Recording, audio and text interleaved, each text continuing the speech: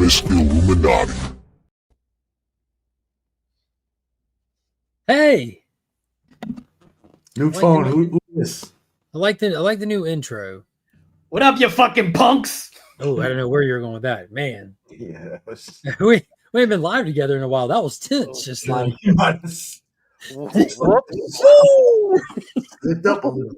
Nick, how's your day been going? My day? Shut up, cunt.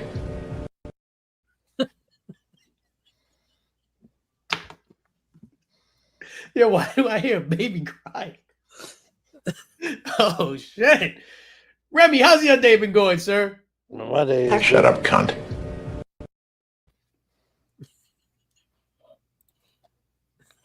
Oh shit. I missed you guys. Yo, what the hell? Everybody's leaving. Nick, come back, Nick. What in the hell? Nicky, my boy, come back into the street. Get back. I need my boy. That's one way to start it. Oh shit. Very good. Missed you guys. Miss you too, man. Yo. Remy. Should we do some housekeeping first before we get into like our love fest? Because we're gonna get into a love fest. All right, let's do some housekeeping. Housekeeping. All right. Housekeeping. Housekeeping. I don't even remember this guy. Who's this? Spidey's Powder Tumblers. Yo! In the Mix is brought to you by Spidey's Powder Tumblers for all your custom-made powder-coated stainless steel tumbler needs. Make sure you hit up Jose Gonzalez on the old Instagram. Get yourself a tumbler. In the Mix is also proudly sponsored by the Comic Book Chiropractor, pressing, cleaning, CGC, and CBCS submissions. I'm assuming PSA, and then I'm assuming, I don't know about the other crappy one. Nah, we don't fuck with them. But anyway, hit up the Comic Chiropractor. His, what do you call that? His list just open. Yeah, an open docket. Yeah, open docket.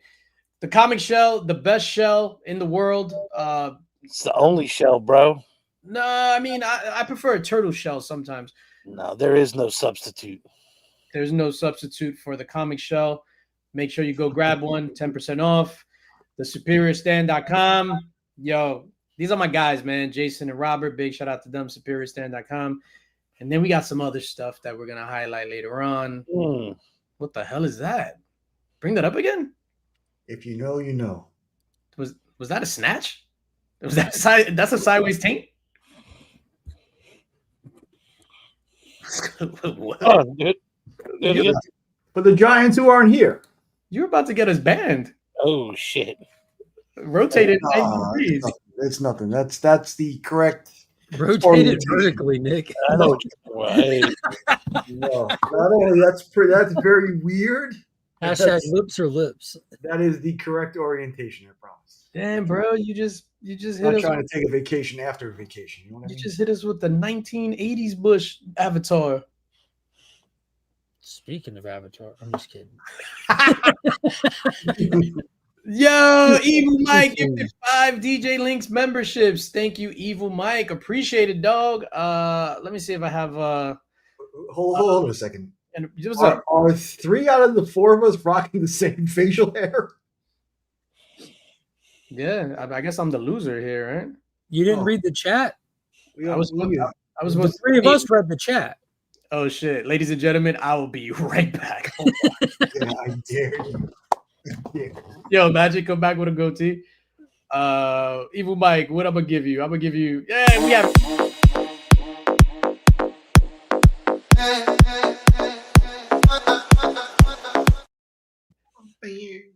I was talking to Izzy the other day. What was it? Yesterday? Was it Wednesday? I was talking to Izzy, and I was yo, I'm excited to go live, but I think I forgot how to go live.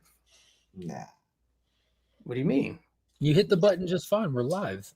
No, but it was just like I got this set up. I forgot the microphone. I had to go dig at the microphone. Then I'm like, yo, but where's my little stream deck? I forgot that. I had to position the camera and stuff. That's why it's like Do you have to take everything down, your setup down between like Fridays normally?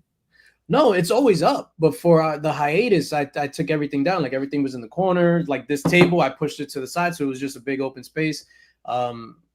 Yeah, I like that photo you posted in that room. Was that your nephew checking out all your stuff or something? Yeah, shout out to my nephew Sonny, man. He came up. You guys met him at in North Carolina last year. Yeah. Looking at him, looking at Yeah. you could feel like you just know how excited he had to be to see all that shit that you said he couldn't touch. Actually, and yeah, he almost became Remy's stepson. I mean, this close. How old was he? Sonny is 4. Yo, but I would think he would come in and be like, "Oh my God, toys, give me."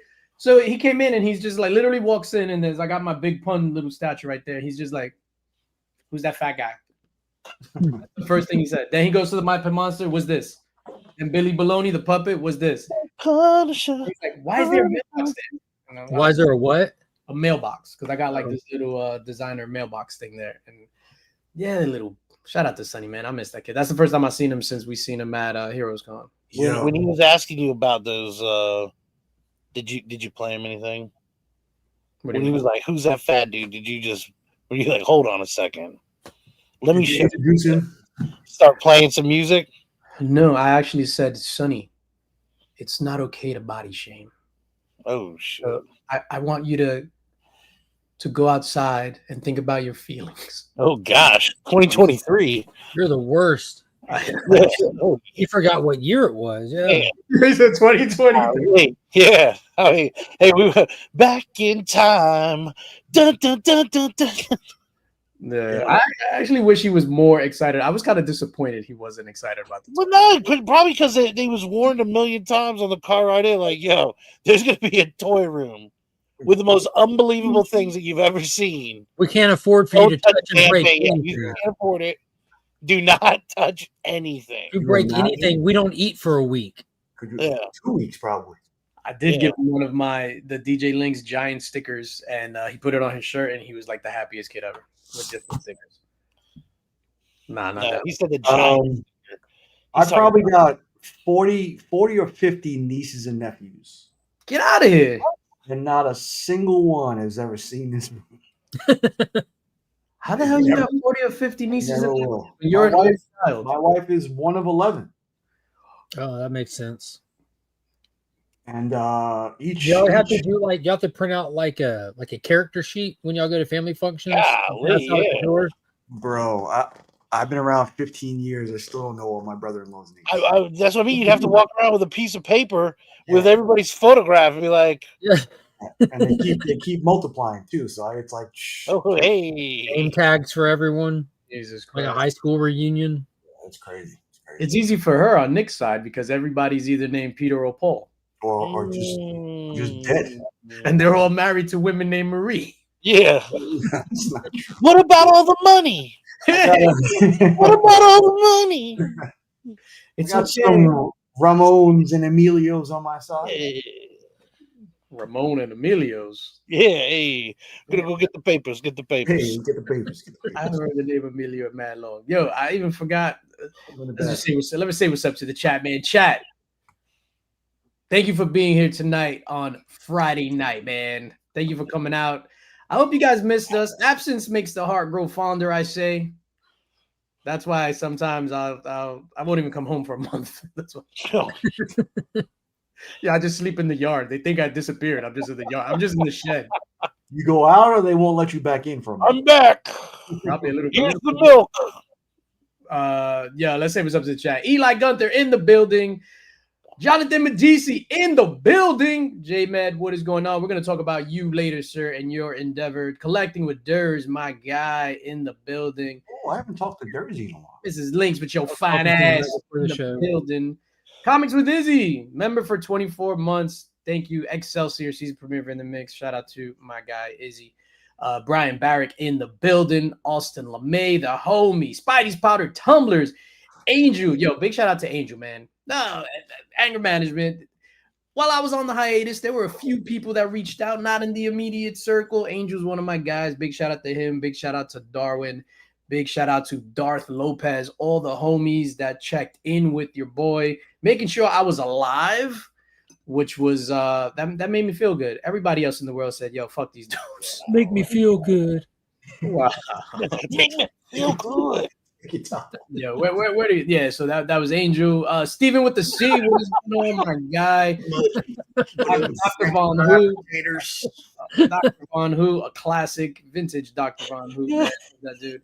Evil Mike, what's going on? Thank you again for the memberships. Ryan Riley in the building was cracking.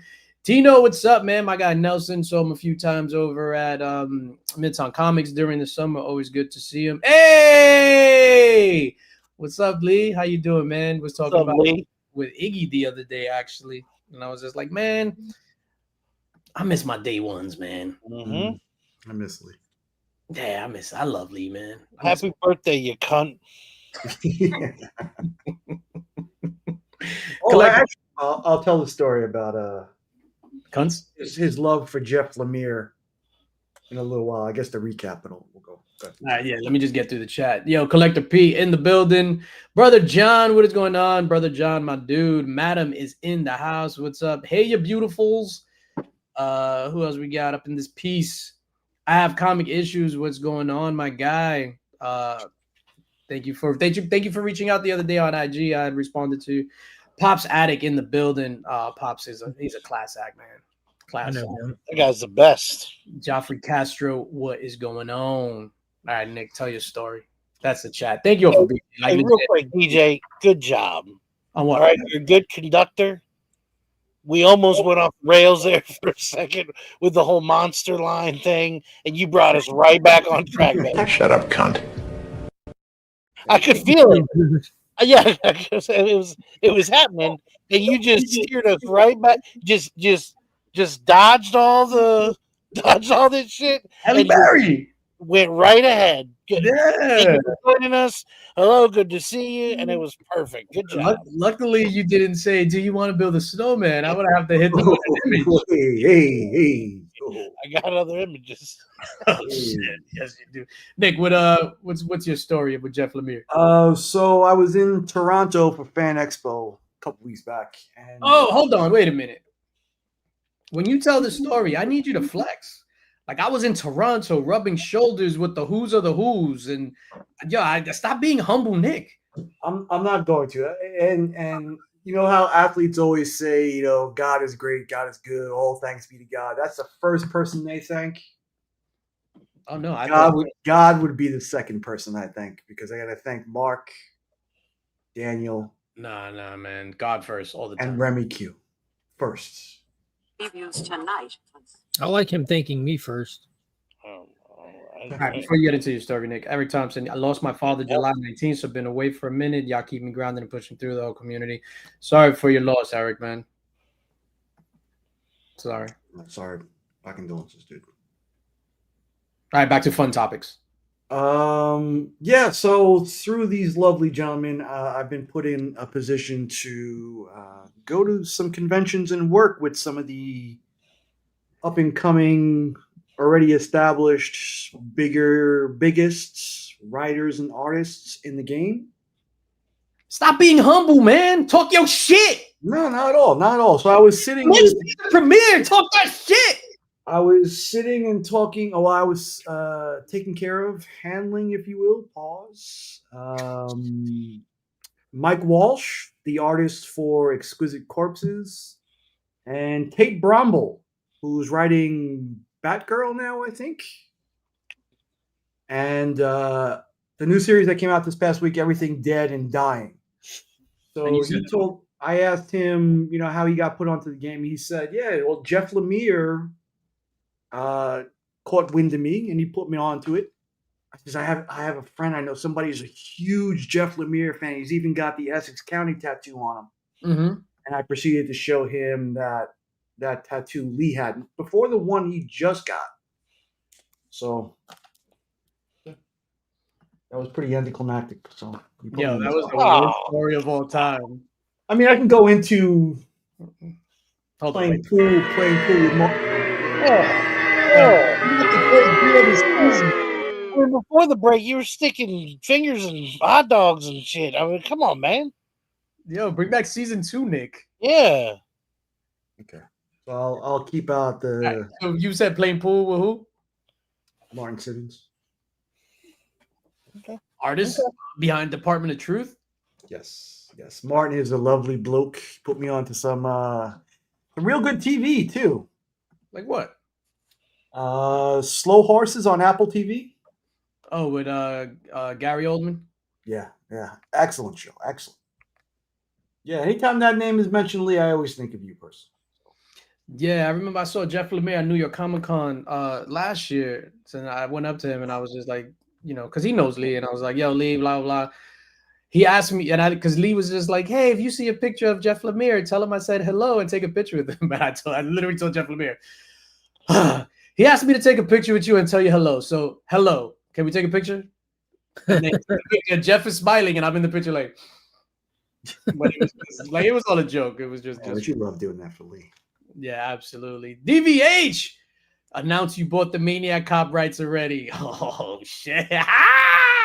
Yo, he's letting the cat out of the bag. Hold up, DVH with the. What's that? That's for real? No. £2 super chat. That's pounds, right? Pound sterling. Yeah. Is that rupees? Pences. 2 pence. Pounds. $2 they call it. $2. Dinars.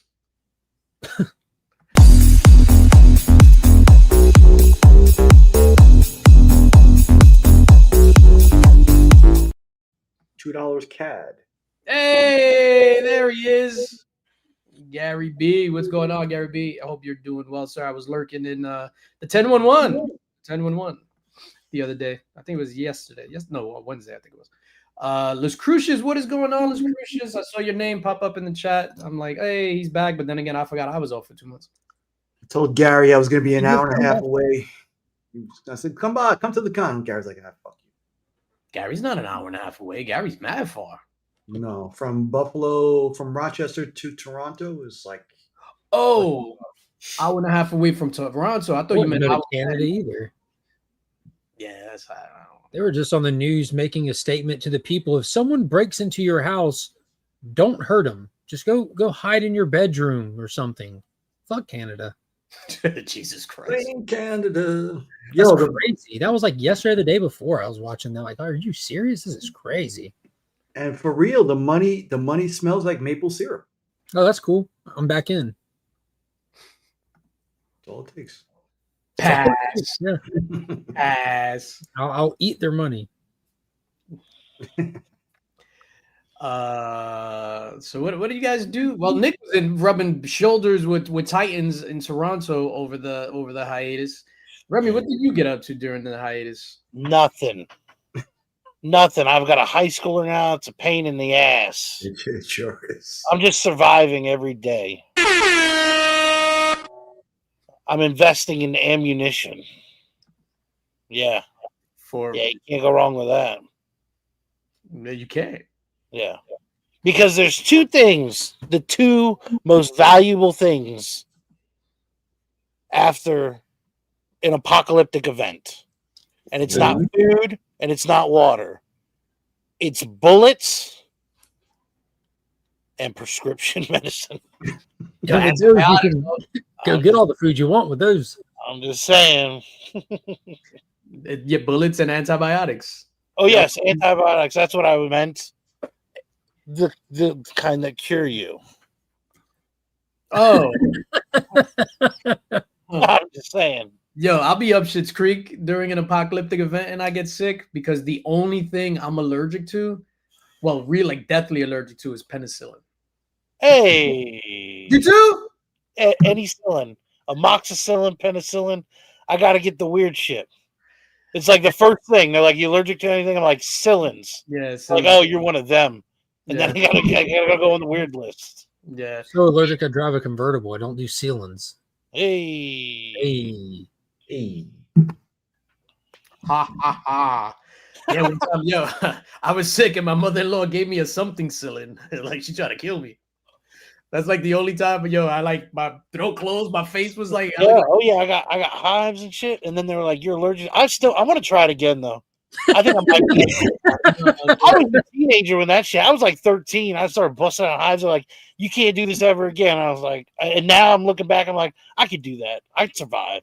See, season 2, Nick would have said that's about the only time your throat is closed. But I'm trying to move on. I like season 2, Nick. Yeah. Oh shit. Yeah, I forgot my mother-in-law tried to kill me. I had to go into the bathtub with that all that white the oatmeal type shit. Oatmeal, yeah. Oh, good save. Hey, put the oatmeal in the sock. That's what you got to do. I mean, are they really even in-laws if they don't try to kill you at least once? That's true. That's true. Do you even know your in-laws' names? You just got to look at the picture. Yo, he's got to look at the FBI's most wanted list. It's like, oh yeah. Oh, shit. My father-in-law is a pastor. Thank you very much. Oh shit, even worse. Oh shit, shout out to him. Pastor named Jesus, no less. Remy didn't do anything. He just collected ammunition and some stuff. Mark, what did you do over the break? What was Mark doing? I know you went on vacation in July. Yeah. When did we go on break from this? Our last show was in June, I think. Like Yes, after Heroes Con, yeah. I went to the island, not the bad one. Had a blast. Went down to the free state of Florida and hang out with Sector for a day. Did you worship the golden calf? No, you don't have to in the free state of Florida. You do whatever the fuck you want. Oh. We chose to go hit up some shops. We eat at this fun Greek spot every year, but it was a good time. Sector's the man. Hit the water park, but all that good stuff that I do on vacation. Bunch of shops. I just hung out with the kids, man. Just work. Summer's busy for me with work. Everyone's traveling, so my business is booming. I had Monkey started kindergarten, and my oldest started college. That's crazy. Yo, we getting old, B. Mm-hmm. I was on vacation. What about you, DJ? Thank you for asking, Remy Q. Much obliged. July, we were down in Mexico on vacation. Yo, super random story. You guys know who Big Meech is? No one? You just said we're old. Who is Big Meech? Big Meech. Shut up, cunt. Shit, you got me. Oh shit. You got every rights. The big time gangster drug dealer from Atlanta that was in jail for like mad years, and then he was like let out like 2 years ago, something like that. Larry Hoover? No. Now you're singing the song. No, shit. Anyway, Big Meech, right? Yo, we're on vacation. I'm not gonna tell you where we vacationed at, but anyway, so we're walking through the lobby, and then we go, yo, how fucking Big Meech is at like by getting a donuts from the donut stand in the lobby. Mm. And then I'm like real cool about it. And I was just like, babe. And she's like, ah! Like points. Like, ah! I was like, Timothy Chalamet. Huh? Timothy Chalamet. No. Anyway, so that was that. Saw Big Beach in Mexico in the same hotel, which is mad random. And then went to Puerto Rico. We were in Puerto Rico, Bad Bunny concert and all that. That shit was amazing. I got jerked for tickets because the tickets I originally bought were. No. This is not a euphemism about my penis. I got scammed out of 2 tickets for the Bad Bunny concert and went back to the hotel mad. And then I said, hold up a second. I'm a man of means. 2 more tickets, please.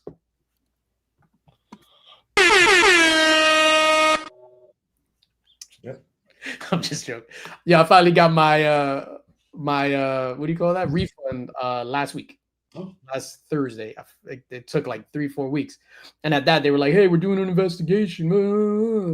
I don't know why. It was like cut and dry. Anyway, that's that. We're off hiatus. Now we're going to talk that shit. Where you want to start?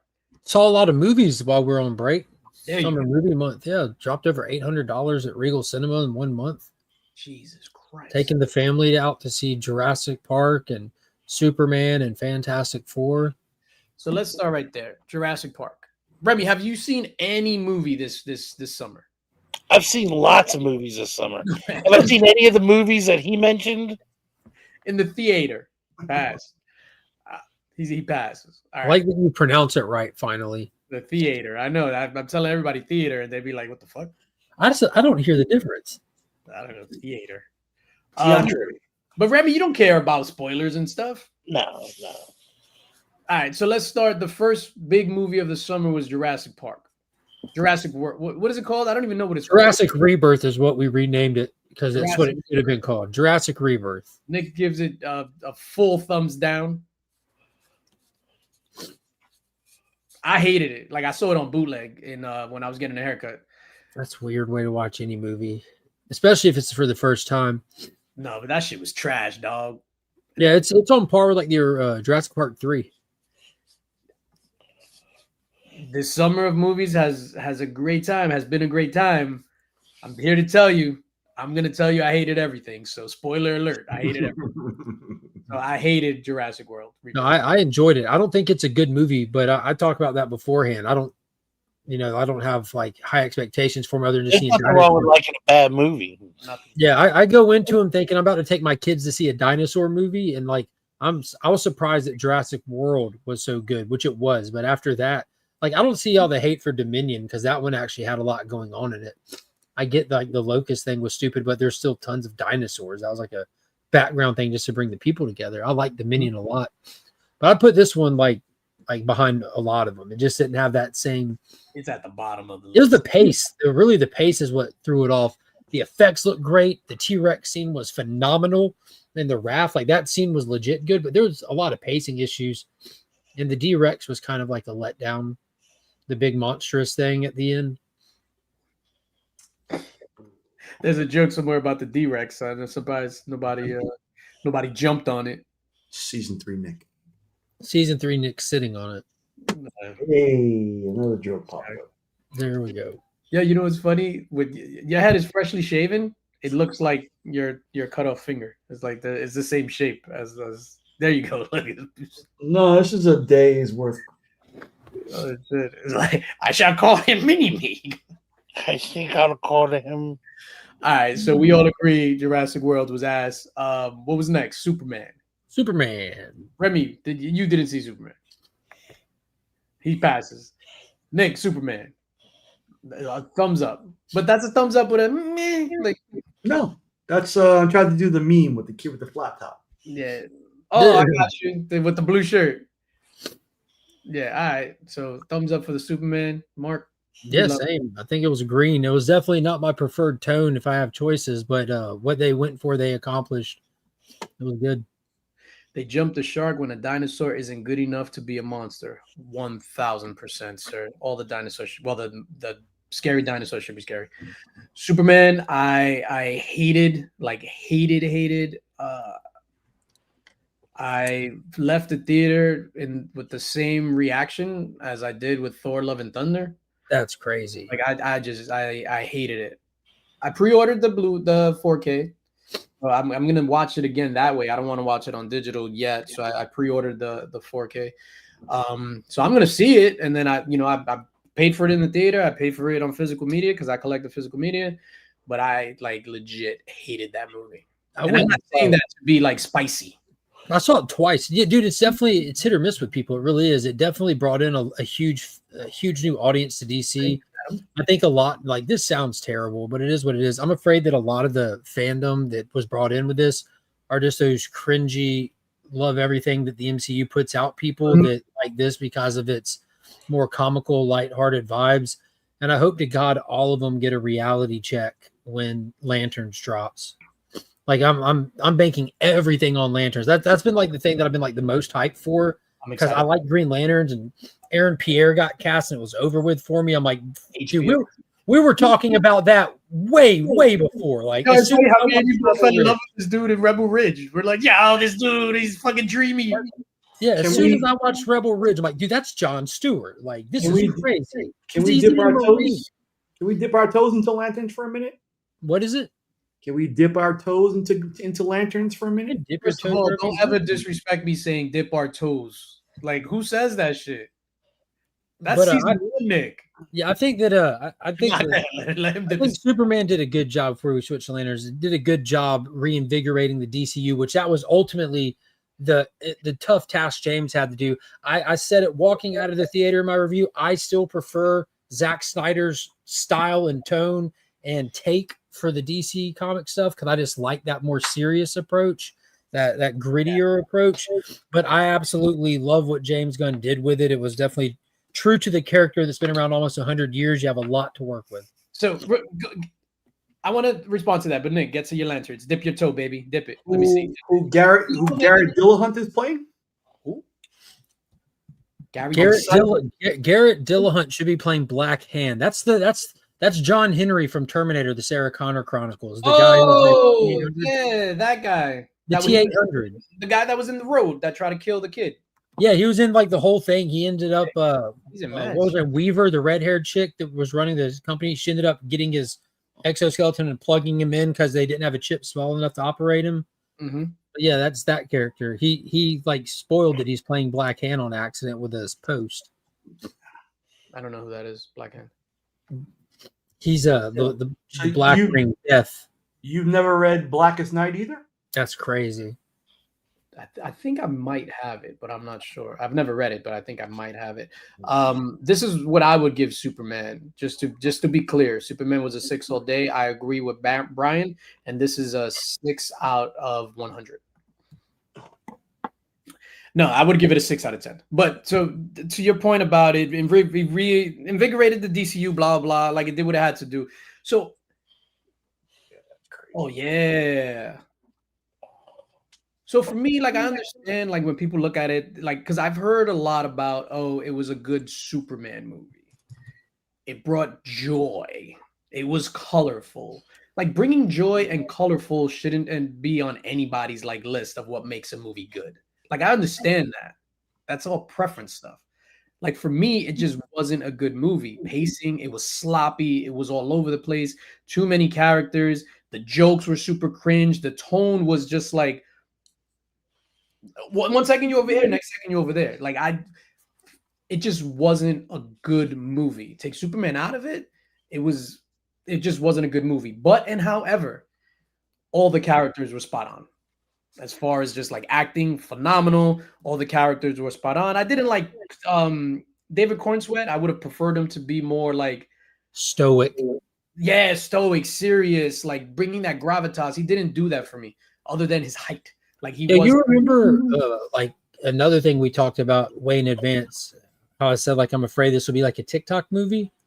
Yeah, that's what it was. Yeah, it's just segmented. It's TikTok out, segmented out. It's literally like scrolling.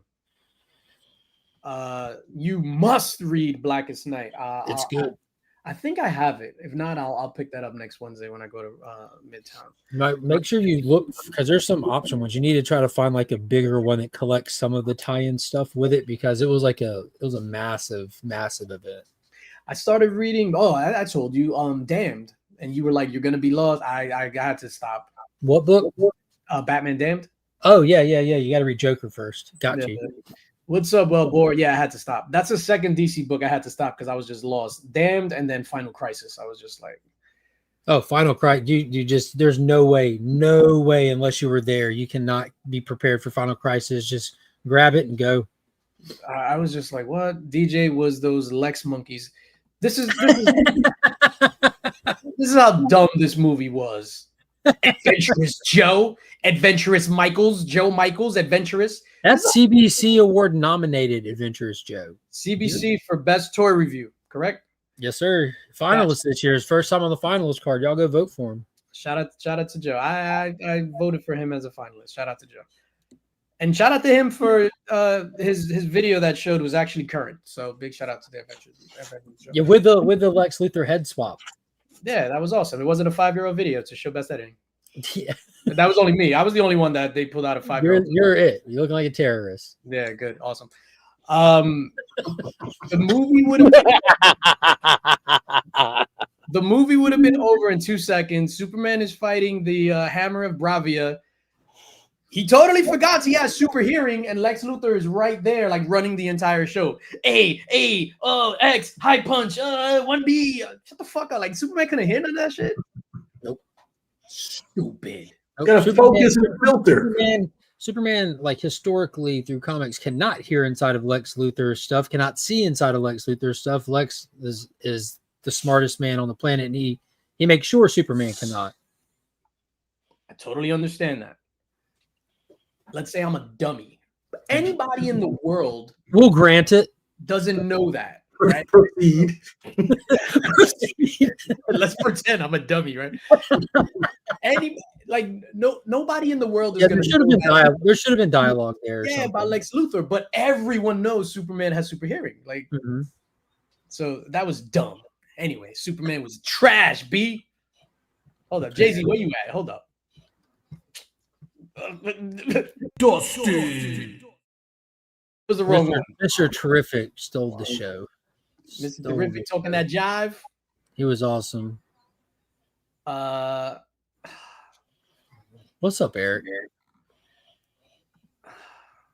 I'm not gonna agree. Yeah, dude, you don't have to. I just hate that it didn't hit. Like I really prepared myself mentally for this because the trailers and you know how much like I mean we talked about it, like how our concerns were this and that, and I fought like hell to get my expectations in place, like to remove them, like try to go in scratch. You know what I mean? Yeah, it wasn't for Dersey either. Oh shit! Like, Hold on. Let me read this. Hold up. Yeah, Watch word for Superman word. 2 days ago. Message Mark felt very cringe the entire movie. Also, Lex was beat because he did not have enough cameras. 3 out of 10. Terrific was dope until his one-liners. I just lowered my score to a 3 out of 10. Thanks. Yeah, when Durs was the first one to make that observation, he's like, "Wait, you're telling me this dude got beat because he just didn't have enough cameras?" Yo, I didn't even think about it. Yo, this movie was straight up trash. Gary says, I really like Superman a lot. My only beef was Lex wasn't smart enough to ban phones in his top secret plans room. Other than that, I love it. Yeah, with the stupid Miss Tessmacher and all that. Man, fuck this movie, man. That shit was trash, dog. Yeah, I really liked it. But a lot of that stuff, God, like I think in years from now, this movie has the potential to be looked back on like the Joel Schumacher of Superman movies. I agree, 1000%. With like the campiness, the quirkiness, the goofiness, like the cameras, like it looks like people were looking at it like they were taking it serious, like, oh, this is how Superman is. Bro, as a diehard Superman fan, like been here the whole time. None of these people talking about this is the closest thing to Superman. Like none of these people are reading Superman comics. None of these people are watching Superman. I mean, there's an entire library of Superman animated films that he's not like this in any of them. This was a new take on Superman, clearly inspired by certain things, but it was an original take on the character all the same. Yeah. I was fine with it. These problems, they definitely exist, but I was fine with it. Nick, why did you enjoy it so much? Because I know you feel very strongly like it was like amazing. Because recently I go into these movies now with zero expectation. Thanks to Carnage. that was the one that broke Nick's camel's back. I remember. Yeah, probably. Carnage was And just go to watch it for what it is. I mean, yo, I'm surprised you liked it this much because you're hypercritical of movies. I enjoyed it. You said Literally, God was trash. I have not seen a movie lately that I would rewatch again. That was one for me. Mm. It holds heavy rewatchability to me. Yo, I'll tell you this. I watched it and I went back and I watched all the DCEU movies in chronological order, and I have a great appreciation now for movies that I didn't think were strong.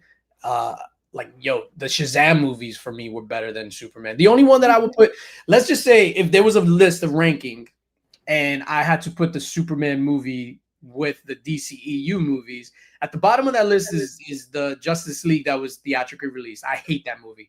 That's the only movie during my rewatch that I actually like shut it off 5 minutes in. I was just like, fuck this movie. Did you watch Birds of Prey?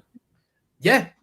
Aquaman, Yeah, dude. I don't understand the hate for that movie. I know it's like a chick flick comic movie, but it's fun, dude. Yeah, I agree with that assessment. It was Birds of Prey wasn't at the bottom of the list, but the bottom of the list I would put Justice League, then I would put Aquaman 2, and then What? For some reason I hate Aquaman 2 though. What the fuck? I would actually put Aquaman 2 over Superman because I really enjoyed everything that had to do with Black Manta.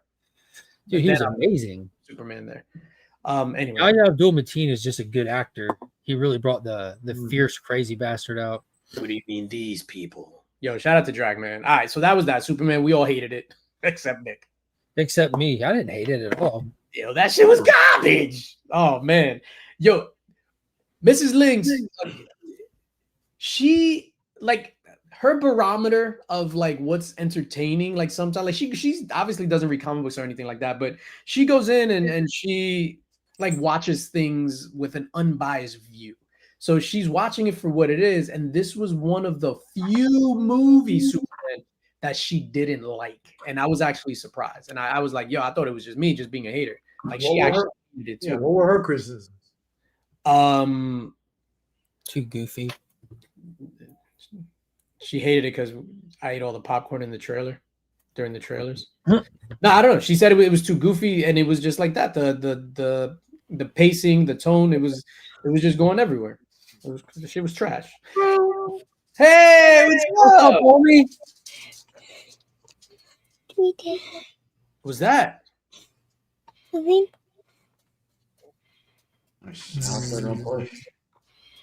Oh, core. That's my favorite. All right, buddy.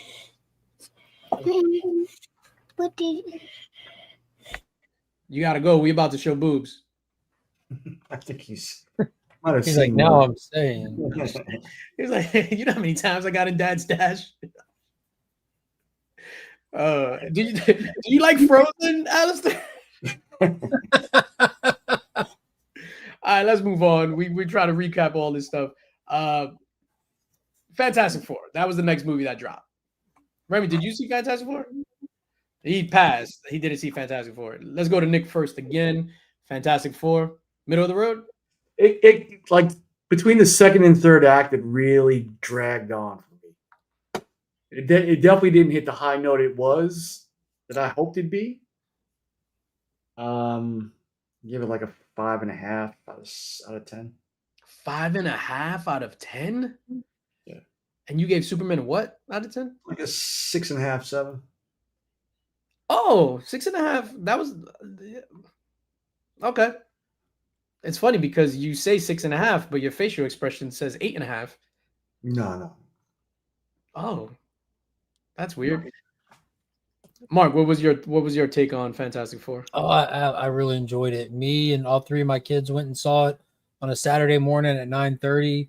The experience was awesome in that aspect, but man, I just, I'm a hard sell for Disney garbage. Mm-hmm. And the fact that this was completely disassociated from all the Disney garbage and they gave us a clean slate, just come in and watch a Fantastic Four movie. It was good. I like the aesthetics. I like the casting, except Pedro Pascal was very one note and flat. He's a good actor and he didn't do any acting in this movie. So that was kind of a letdown. That Galactus, the design that you could feel Kirby inspired in the movie for once. After all the stuff that they've taken from Jack Kirby and made billions off this man's creative mind, and for once you finally get to see him on screen, was amazing. Like literally him and Stan's little homage thing there in the beginning, that little ode to them was just perfect. And that moment when Vanessa Kirby, that Fox from the Mission Impossible franchise, looks at Johnny Storm in the face and says, Johnny, killer. I'm like, this is a fucking real movie. And then when she just went ape shit at the end, like that's like a lot of people are like, oh, but that's Sue. Sue's like the powerhouse of the team. And if you're doing a new movie, show us something you ain't shown us before. And I think that they did that in a great way. And that was definitely like, the mother picking up the car to save her child. Yeah, dude. And it was not easy. That moment was epic. Silver Surfer sucked, but I get they had to do something since they wanted to go with Sue being pregnant in this film. That means that takes out that angle from her and Norrin. So they're able to do something. It added nothing to the story. Having it be Girl Surfer, just a useless gender swap, would have changed. It added 2 things. Yeah, 2.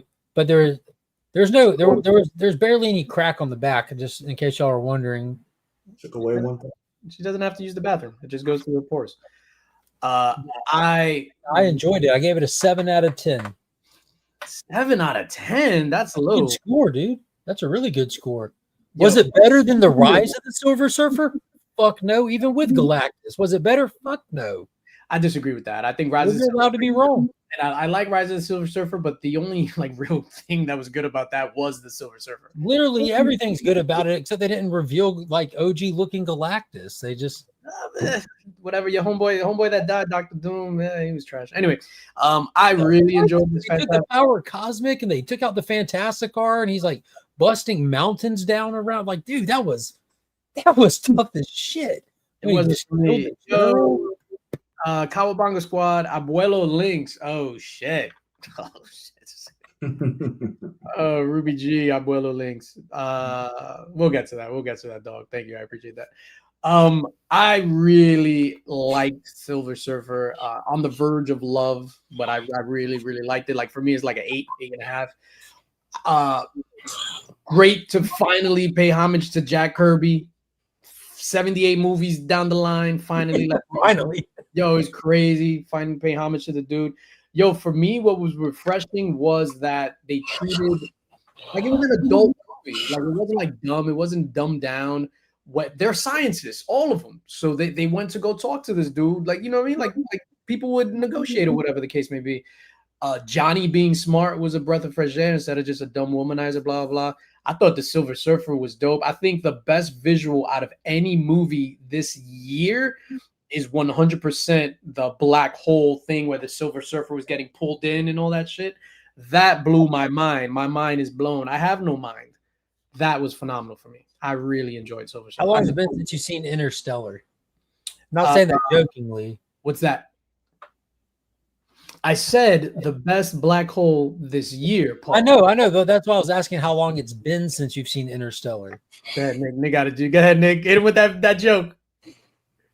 Speaking of black holes, season 3, Nick. It's been a while since I've seen Interstellar. Yeah, I could tell. Yeah. When I saw that scene, that's all I could think of. I'm like, oh, look at this cheap ass Interstellar ripoff movie. Yo, but clearly there's no ideas original, and people just steal shit left and right. Clearly, I agree with that statement. Yes. Actual Dracula says, ladies and gentlemen, if you haven't heard, I'd like to get I'd like to get pulled into a black hole someday.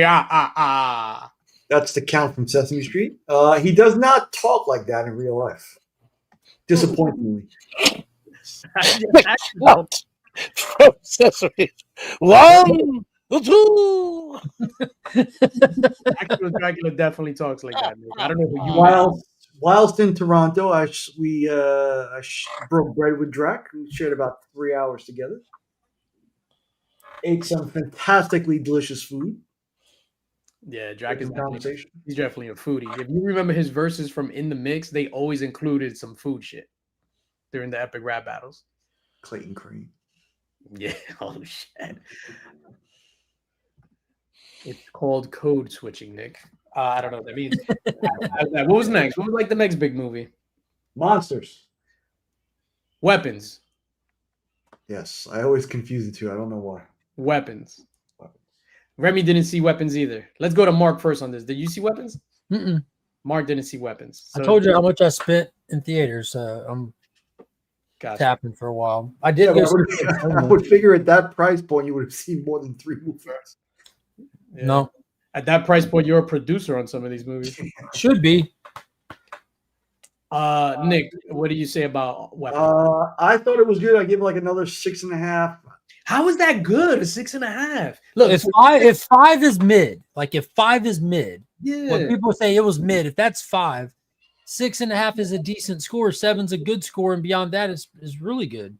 Yeah, you start getting into 8, 9s, and 10s. We got to stop passing out all these scores like these people are working hard for them. Yo, so look at this. Weapons was awful, 6 out of 10, and you're like, I loved it, 6 out of 10. No, I didn't say I loved it. Joe only has a 3-point system though. No, apparently he just branched out to a 6. That's a negative for him. CBC Award finalist Joe. The toy guy, Joe. That guy. He's not the numbers guy, Joe. You have to do a little translating here. It's called code switching, DJ. Code switching. I got you, Joe. I got you. So Joe gives it 6 out of 10 points of articulation. 6 out of 10 is basically burn it if you see it. You know what I mean? Don't mess with that. But Nick enjoyed it. I hated Weapons as well. It's a slow burn. It's not for everybody. Yeah, it's not even a slow burn. It's a beautifully shot waste of time. There's no payoff. What it was too. for some reason, I don't know. Maybe it's me. I just hate fun. Whenever I hear people laugh in the theater, I just look around like, you fucking motherfuckers. Yeah, see, but we felt the same, I guess the opposite way about Sinners. I hated Sinners. And I love Sinners. Because Sinners I was think no both of y'all are payoff. wrong. Sinners was a good movie until the cheesy ending, but the after credit makes up barely for it. Yeah, Sinners was good up until the cheesy ass ending. They clearly didn't know how to finish that movie. Yeah, that was completely like the very last where they kill all the dudes. That was dumb. Like that didn't make any sense. So I love 95% of Sinners. Yeah, I mean that ruined the whole movie for me. That to me was like the Trevor Slattery reveal. That was the worst because he was crushing that role. He was. He was crushing it as the Mandarin. They'll never see me coming. Like this guy's legit terrifying. They keep recasting that guy in the same goddamn role too. Yeah, it's Trevor Slattery. Yeah, 3 out of the 10. worst thing, man. When you fuck something up, lean into it, I guess. And yeah, but I hate Disney. I think with weapons, yo, I'm sorry about the spoilers and all that, but Mark, this shit is whack. Trust me. I don't care. All the shit. Wait. If you spoil it, will it ruin the whole attempted watch for me? I'll walk out for a second. I'm legit curious about the movie. Right, we won't. I won't. But Yeah. no, I'm not gonna say. I can refill my water real quick. Because you really don't know what's going on until like 3/4 of the way through the movie. Yo, when they killed Julia Garner in the first 5 minutes. They tried to. No, I'm just kidding. Yeah, that whole shit with the whole different perspectives. It was like 3 or 4 perspectives too much. Yeah, I agree. It was just so repetitive, and I get it. It was supposed to was supposed to be like the houses intersecting, and then both the perspectives, everything intersected on what was his name, Andy or Alex, the kid. Andy, yeah. And the same thing on the house. I'll tell you what though, the way that the kids and the people were Naruto running was scary to me. Nah, Even though it looked ridiculous. That was dumb. I was just like, all this shit is dumb. That what's her name? Aunt Gladys, Titi Gladys. Mm. It was too cartoony. It was too cartoony to be scary. So then I'm like, what is this? Pop says Mark and I spent enough money on movies this summer to buy the rights to Maniac Cop. I told DVH the other day, if I hit the lottery, the first 2 things I would buy: A, the rights to Maniac Cop, and B, Robert Zadar's Jawbone. You know how people like shark. And having both, what would you do? Robert Zadar's Jawbone. I would make one of these in real life, but just with Maniac Cop's jawbone on the bottom, like that, and be like, "Oh shit!" You don't really need that much money. No, I don't think. Yeah, that's what I would do. You're overvaluing what you would do. Yeah, I looked up the rights. The rights was the Jawbone's not for sale, DJ. I will find this guy's grave and dig it up. Is he dead? Is he dead? Fuck you mean, is he dead? Is he dead? He's laid there with all fucking types of fucking blood. Oh shit. Yeah, I hated weapons, man. I hated it. So not the summer for movies that we hoped it'd be. I was thoroughly disappointed in everything. And then I'm like, yo, is it just me? Do I just hate life? No. Like I want, what happens is so are you up to date on Alien Earth? Yes. On the opposite side of the spectrum, TV's been killing it. Yo, TV has been phenomenal. Alien Earth episode 5 was one of the we were talking about it this morning on the Legion's Lair. One of the best episodes of TV I've ever seen. Yo, but that's my perfect tone. Like that dark, serious, like mysterious. Like I hate when they break something with a stupid joke. That's like ill-placed. So I think people just think that's the template nowadays. That's what people go for. So everybody's trying to do that. But that reminded me. I mean, even from episode 1, from those flashbacks, it gave me aliens vibe.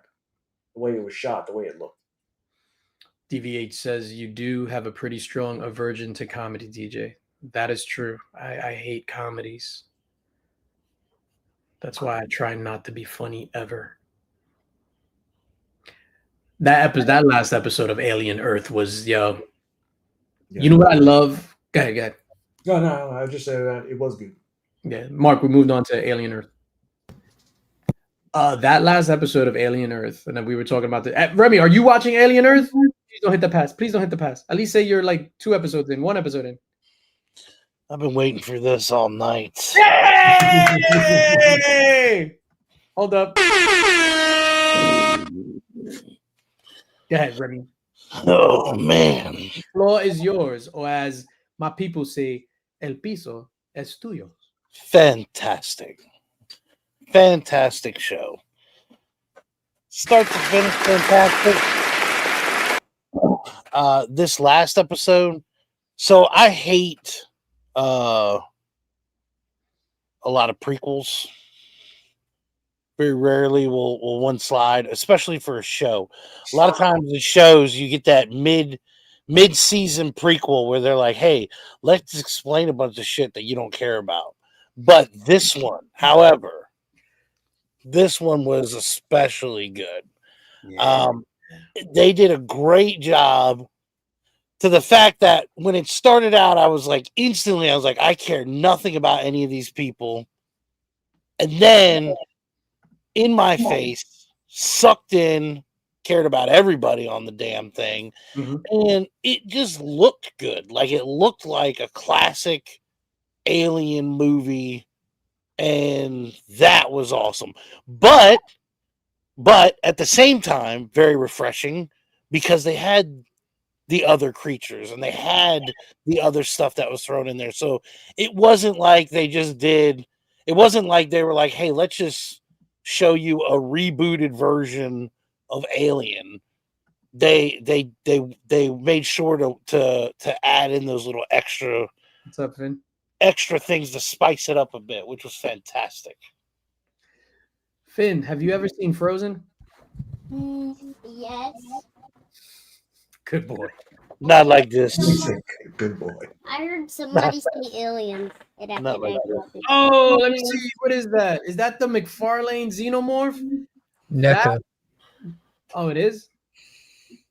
Why is it brown? That's not the dog alien from No, this is the resurrection that NECA did. Gotcha. The Yeah. xenomorph. The xenomorph. That's super dope. There was nothing wrong with the dog xenomorph, although That was it moved differently. Shout out to Finn. The Sheen move. Yeah, I just like the doggy xenomorph style. It was crazy.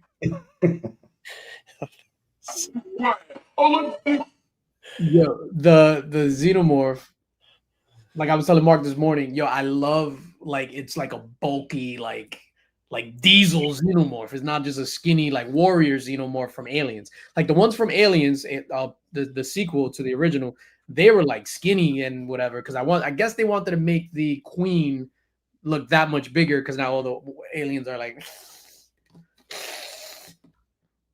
But I like that this guy is like Diesel and he's like vicious and yeah, I don't know. I just that episode to me is like top 10 episodes of TV like ever maybe. Is that too? Am I just reaching? Am I jumping out the window on that? Yeah, I think you are, but it was a really good episode for sure. But like, I always go back to the Battle of the Bastards as the gold standard. Like this episode, though cool, ain't even in the same conversation as something like that episode of television. The series finale to Superman and Lois. And I know like that single episode, it had a lot, and same with Battle of the Bastards. It has a lot that makes it so good that came before, but that's why it's so good, you know, like. All right. So in no order. No, this guy hated this. Top five episodes of television. I just gave you 2 of them. 2, so give us 3 more. Battle of the Bastards, that was 1. What was the other one you said? The series finale to Superman and Lois. And Lois. I'll agree with you on that. It's at least in the conversation. Conversation, yeah. Maybe not 5, but maybe definitely top 10. I really enjoyed the Superman and Lois. Yo, the other day, I forgot, I was talking to the dude in the comic store, Midtown Comics, and he was like, how's your week? Oh, it's going great, work, blah, blah. How's your week? Oh, I was just watching Smallville. And I was like, yeah, whatever. I was like, I prefer Superman and Lois. That last episode, yo, we both were like talking about it and got like emotional talking about Yeah, it. dude, that show legitimately wrecked me for a week. Like I couldn't stop thinking about it, seeing clips, and like it was so impactful. Remy's looking it up. All right, so Battle of the Bastards. Mark and I are in agreement. Nick, you probably in agreement too, right? Yeah, that was good. Not with Superman and Lois. I thought it was good. I would throw up there also from Game of Thrones the night fight in season 8. Like that episode was insane. When the White Walkers stormed Winterfell. That's very highly contested too. I thought it was a good episode, but that was definitely highly contested. Like What for was me, A lot of people complained about them doing it at night because of budgetary reasons. They complained about it being kind of rushed with what's her name just killing the Night King, and Yo, that was her destiny throughout the entire thing. They laid those Brahm's destiny to become the ruler of the kingdoms throughout the entire thing, or was this just a HBO outpaced the books and they had to do something? No, I mean, if you go back, you could, unless it's just on the viewer, but there was seeds for Brian, Brian was stupid, but that was in the end of the season. I'm just talking about that one episode. Yeah. So that one episode, you got 3 different genres in that Oh, episode. smokes. Mike just nailed one, dude. Yeah. Dude, I forget, like, especially for saying the comic book genre, dude, Sportsmaster. Oh my gosh, dude. What a moment. So I have 2 questions for that, Mike. What's Stargirl? Who's Sportsmaster? Trash. You piece of trash. How am I a piece of trash, You sir? piece of trash. A pox on me? You know what Stargirl is because I've talked about it. The series wrapped up for a while, but it's it's pretty much the second iteration of the JSA in television. Jeff Johns' sister died, and he created this character to kind of like have her live on forever. And it's like the closest comic character ever touched or created. And they made 3 seasons of it, originally slated for the DC Universe streaming platform, but as they dissolved the video aspect of that app, it ended up elsewhere. But they did 3 just amazing seasons. It's pretty wholesome of a show because you're dealing with like JSA-esque themes. Mm-hmm. So small town living, like kind of traditional stuff, but it reminds you periodically through it that this is like serious stakes. Like kid will get hit by a bus because Eclipso does some dirty deeds, or just it's wild, dude. Or Sportsmaster will pull out an audible and take one for the team because he loves his kid so much, and it's just Get it? Sportsmaster will pull out an audible and take one for the team. and take what? Yo, I didn't even think about that as I said it. touchdown! Touchdown, yeah. Go. Stargirl was amazing. I gave it like highest scores all the way from first episode to the finale. It was so good. Nick, what's one? Like, what would you say? I'll keep with the Game of Thrones. Hard Home, where they had the battle with where he just did this. Yeah, At the end, he raised everybody. Mm-hmm. Pine Barrens episode of Sopranos. Yeah, it's an episode- interior decorator. Watch it, Las Cruces. Like that's on my list, and these guys will baptize you for mentioning MASH on this show. I mean, it's time for No, bed. that's good. The minute you mention MASH or hear that theme music, it's time for bed. See? When we listed like went through the best shows, MASH was on my list. MASH is amazing. I heard they used to call you Radar as a kid. Well, you cosplayed Oh, not Klinger. Radar. What's the other You guy? cosplayed Klinger. Klinger. That's what I meant. Fuck, I ruined the joke. Yo, I'm out, man. Maybe you should have watched MASH. Did you really watch, man? Yeah, did you really? You right. clearly did go to bed. Yo, I would put. Oh, back to what I was saying, because I would put the Storming of Winterfell. I will put that even before Hard Home, because of you get 3 different genres, right? So you got them attacking the thing, so it's like an action scene. Then you got a straight up like horror movie, and then you have a straight up like it's like a thriller when it's all quiet and blah blah. So it was very well done. Very well. DVH nailed it. Exactly. That's definitely The episode of Gotta UFC hear love. Life where loads of Sting storm the ring and get beat up by the MWO, but it turns out one of them was the real Sting and he whoops some ass. whoops mask. You take off the mask and you seal the mask on under it. I don't know. Episode 6 of season 1 for Squid Games, where they're playing marbles. Oh, the marbles. Yeah, that was intense. The marbles. Oh yeah, I wouldn't put anything. Whatever. The Incredible Hulk episode where he got married, then his bride died. I don't remember that one off the top of my head. Yeah, I don't Didn't that remember. happen in real life? I remember throwing the- a spear through the woods. that we were talking about this morning, the season 4 finale for Dexter, when he kills the Trinity Mhm. killer and then goes home and sees Rita's dead body, whatever. Those words just like are rough. It's like I killed her. Yeah. Oh, I mean, where are you with the Shield, dude? You gave up? I watched the first 2 seasons. I'm not binging it all at once, but I watched all the way through the first 2 seasons, all the way through. I'll come back to it. And you enjoyed it thoroughly, right? Yeah, I really enjoyed it. It was good. Money Train. God, binging stuff that's not meant to be binged can be difficult sometimes, and you really have to take it in stride because you have to be okay with them saying Money Train every 37 seconds while you binge this second season. It's just excessive. Like, But bro, the y'all deserve to get caught. Why are y'all saying it so many times? Just stop. Money I'm Train. going to hear you. But the Money Train. There's an episode in The Shield that I'm not gonna spoil you, but that shit to me is like phenomenal. It's towards the end. I was going to assume it was when the captain had to do some work. You saw no, that episode season 3. That's 2. The Where the cat- captain, where the captain goes into the house and the 2 gangsters are in there and they make him do a job. Aceveda. Yeah, You ever suck a dick like a cell bitch low man? That was season 2. Yo, your boy goes down a dark path. it's gonna get much worse. Yo, he goes down a dark and that shit like it traumatized me because now every time he talks, he's just like, "So what are you doing?" Like he has the coke jaw, but it's not from coke jaw. He actually got like dick jaw. Like, yo, he's just like, Why? It's like, exactly. why didn't you just take the bullet? Bro. Exactly. Yo, you ever suck a dick like a cell bitch law, man? Yo, that phrase, like, yeah, I'm taking the bullet, dog. The Shield is pretty wonderful. What else happened this as far as like stuff? So, Ed, is that top 5? Does that answer your question? I'm sorry, I feel like we let you down. Did you name any more, Nick? I did 3 or 4. I know What there did was David say, Nick? a couple episodes of Breaking Bad were up there. You know, and as far as Lost goes, as much as I enjoyed that show, Not one episode. not one episode really stood out. What show? Lost. And it was the same thing with Ted Lasso. When what's his name? When what's his name? Charlie was drowning and he's writing on his hand, not Penny's boat, and showing Desmond like I'm not saying it's a great episode, but man, that episode hit really, really hard when Charlie. When he met Penny for the same.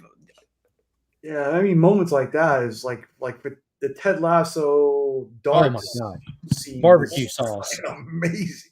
Yeah, DJ, I know at this point it's like a running joke for you, but you will be crying like a baby and laughing and flip-flopping the entire time through Ted Lasso, bro. I promise you. That show is so good, it's ridiculous. What would you do if I told you I saw Ted Lasso during the break?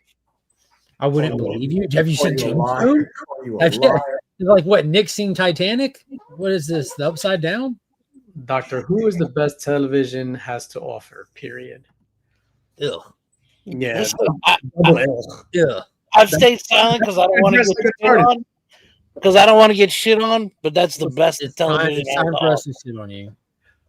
Remy, this is why we don't believe you that Doctor Who is the best television has to offer, because you didn't even say it here. You had to sneak it into the chat. You're shady. I let you all talk your thing. That's it. He's like, hopefully they don't see it. DJ, please don't click on the comment. Television has to offer. Yo, I've never seen an episode of Doctor Who. I've tried to watch plenty of Doctor Who. I hate British television, man. It just feels like and looks like these British television just has this weird production value to it to me that I just can't. Plenty of good shows like Sherlock, Luther. This one, Slow Horses, I'm watching now is pretty good. Gary Oldman is phenomenal. You know, a single episode I would put up there that I completely forgot about is the episode of The Mandalorian when Luke shows up. Like back when The Mandalorian was still good before season 3. when Luke shows up Mhm. and goes to work proper. I can watching his X-wing pull up. I got goosebumps, like knowing it's him. But just even though I was only 99% sure, like just waiting for him to like show his face and watching him just like going ham, whatever the music playing. I'm like And I the can, two, dude. I'm getting the chills thinking about it. Like what a moment. the two Bill Burr episodes were phenomenal. Oh my god, yeah, dude. Bill Burr was great. And that was Richard Brake he was talking to. We were talking about that guy this morning on the stream. Richard Brake he's a wild man. Full circle, dog. I'm still caught up on this Doctor Who stuff. Yeah, Does anyone agree with Remy Q that Doctor Who it's is the best that television has to offer. Can you catch us up? Because Pop asked which Doctor. There's been so many over the seasons and stuff. Do you have any limitations? The most recent season? I think Remy's favorite Doctor is the one. No, before. I haven't even watched the last like 3 or 4 seasons. Oh, Nope. Oh, like literally, I watched it at its peak. David Tennant. So they had this whole revamp. I don't even want to say it was a season 1, but it was like a season 1 revamp just in most recent years. You go through 5 doctors and that's it. Well, 3 doctors. But yeah, it literally is it's the build up for that whole thing is it's the best. That was pretty heavy. Joe Michaels, that was pretty. That was the scene that I heard about that made me watch that entire season. Is that where he's rocking out on the roof? Yeah, And Metallica, yeah. Rocking out with his cock out, yeah. And that was a comment from CBC Awards finalist Joe Michaels. good call, Joe. Season 3 DJ. Best toy review. Go hit up the awards and vote for Joe Michael. Passed on Doctor Who, Remy Q. Yeah. Passed on Doctor Who.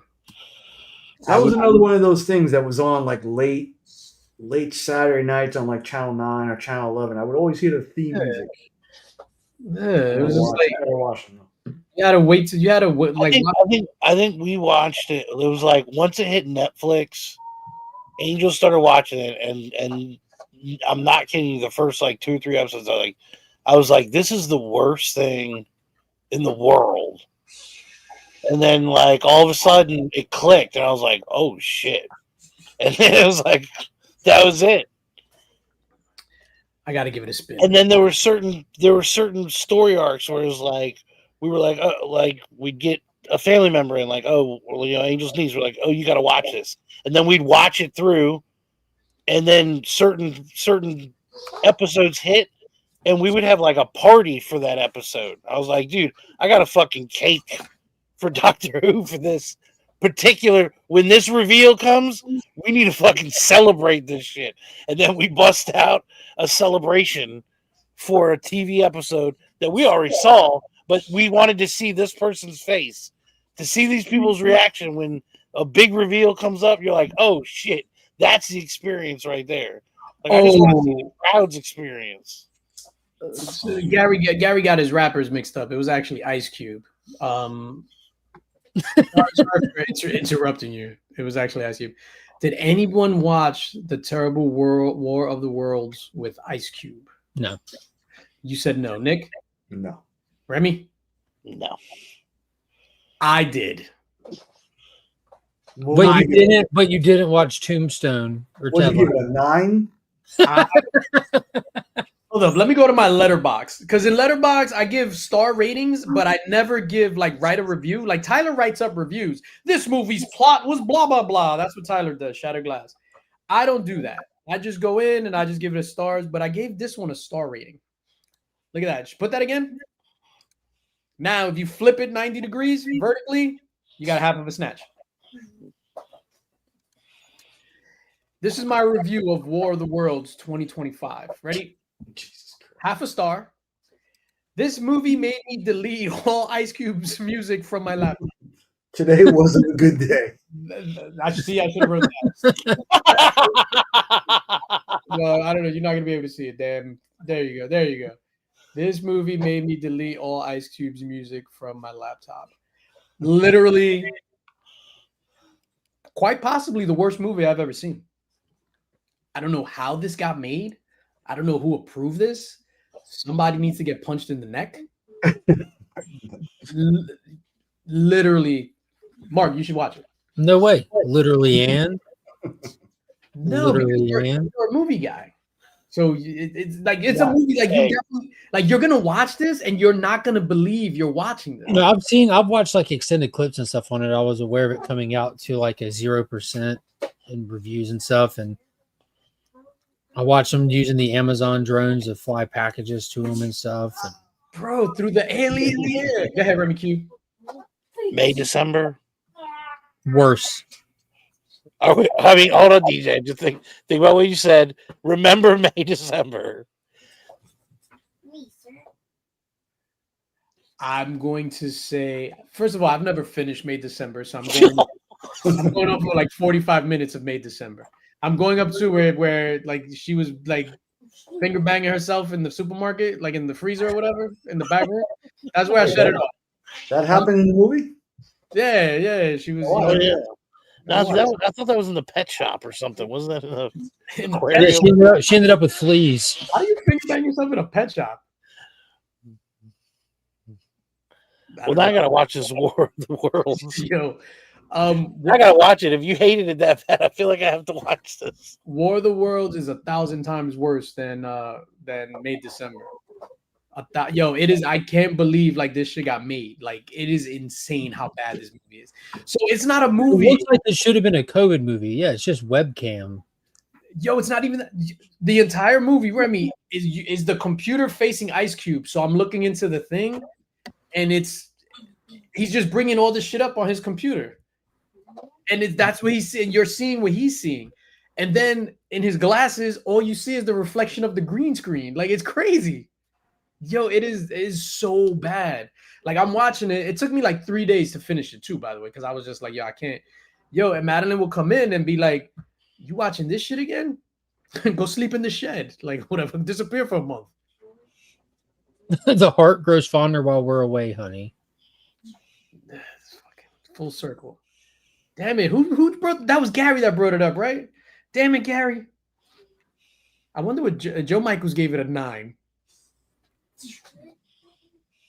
Whatever. One Doctor Who series to skip altogether is the Disney Plus series. That shit sucks. Tell us why. Well, you said Disney. There you go. You can just make something up, fill in the blank, and 9 out of 10 times you're going to be accurate. Can we transition real quick? Oh shit, it's 10:19. We usually go to 10:30. Y'all ready to talk about the good stuff? I'm giving well, this is the links box. We're drawing for the links box today, so I got to show that later on. Comic books. Who's that? I literally can't see who that is. He's back. Who's that? Nick's, are you muted, Nick? Of course I am. Season 1, Nick. He was a little too goofy for me this episode. Ooh. Oh, I think there's a Oh, Peacemaker. Oh, yeah, I totally forgot. there's going to be a catch to it, Nick. You want to know my theory? We got introduced to the resistance in this episode. What if he's putting on a front and he leads that resistance? Oh. You know what? I think it's going to be Roy from the warehouse, actually. Yeah, shout out to Roy. Oh, no. Who's going to lead the resistance? Flag, right? I think it's going to be Flag. Yo, I think hashtag raise the flag. Let's go. How hard did you pop when you saw him like right in the Oh, dude, I went from 6 to midnight as soon as the show opened. And then like my heart broke as soon as Harcourt said, "You got to get to Corto Maltese." I'm like, no. Because and then what's funny is as soon as I felt that emotion, they did that quick flash through of all the events of the movie to his death again. I'm like, dang it. But then we get into the show. I'm like, there he is. And then he's goofy. I'm like, oh, what's the catch? What's the catch? There's going to be a catch. The whole, man, this James Gunn, there's a catch to everything. He's going to be the leader of the resistance. I think, like we call it, La Resistance. Sons of Liberty. The Sons of Liberty. Remy, what do you call the resistance in Doctor Who speak? What I call the resistance and what? Doctor Who speak in the Doctor Who language. I don't know. There is no Doctor Who language. Oh. Whovian? That's Dr. Seuss, isn't it? Doctor Who? Yo, I totally forgot about Peacemaker. Yeah, 3 episodes in, we are back in a newly lamented DCU with a little bit of retconning to kind of fit some things in place and order. We got Peacemaker going into the extra dimensional closet, experimenting in one of 99 interdimensional doorways, finding one where his family's alive and well and heroic icons of this world. Meanwhile, Rick Flag Sr. is hunting him down like a dog with a hit team that can't even beat his freaking eagle. Oh, It's a dog. Tim freaking Meadows is hilarious. Agent Flurry. The duck just attacked me.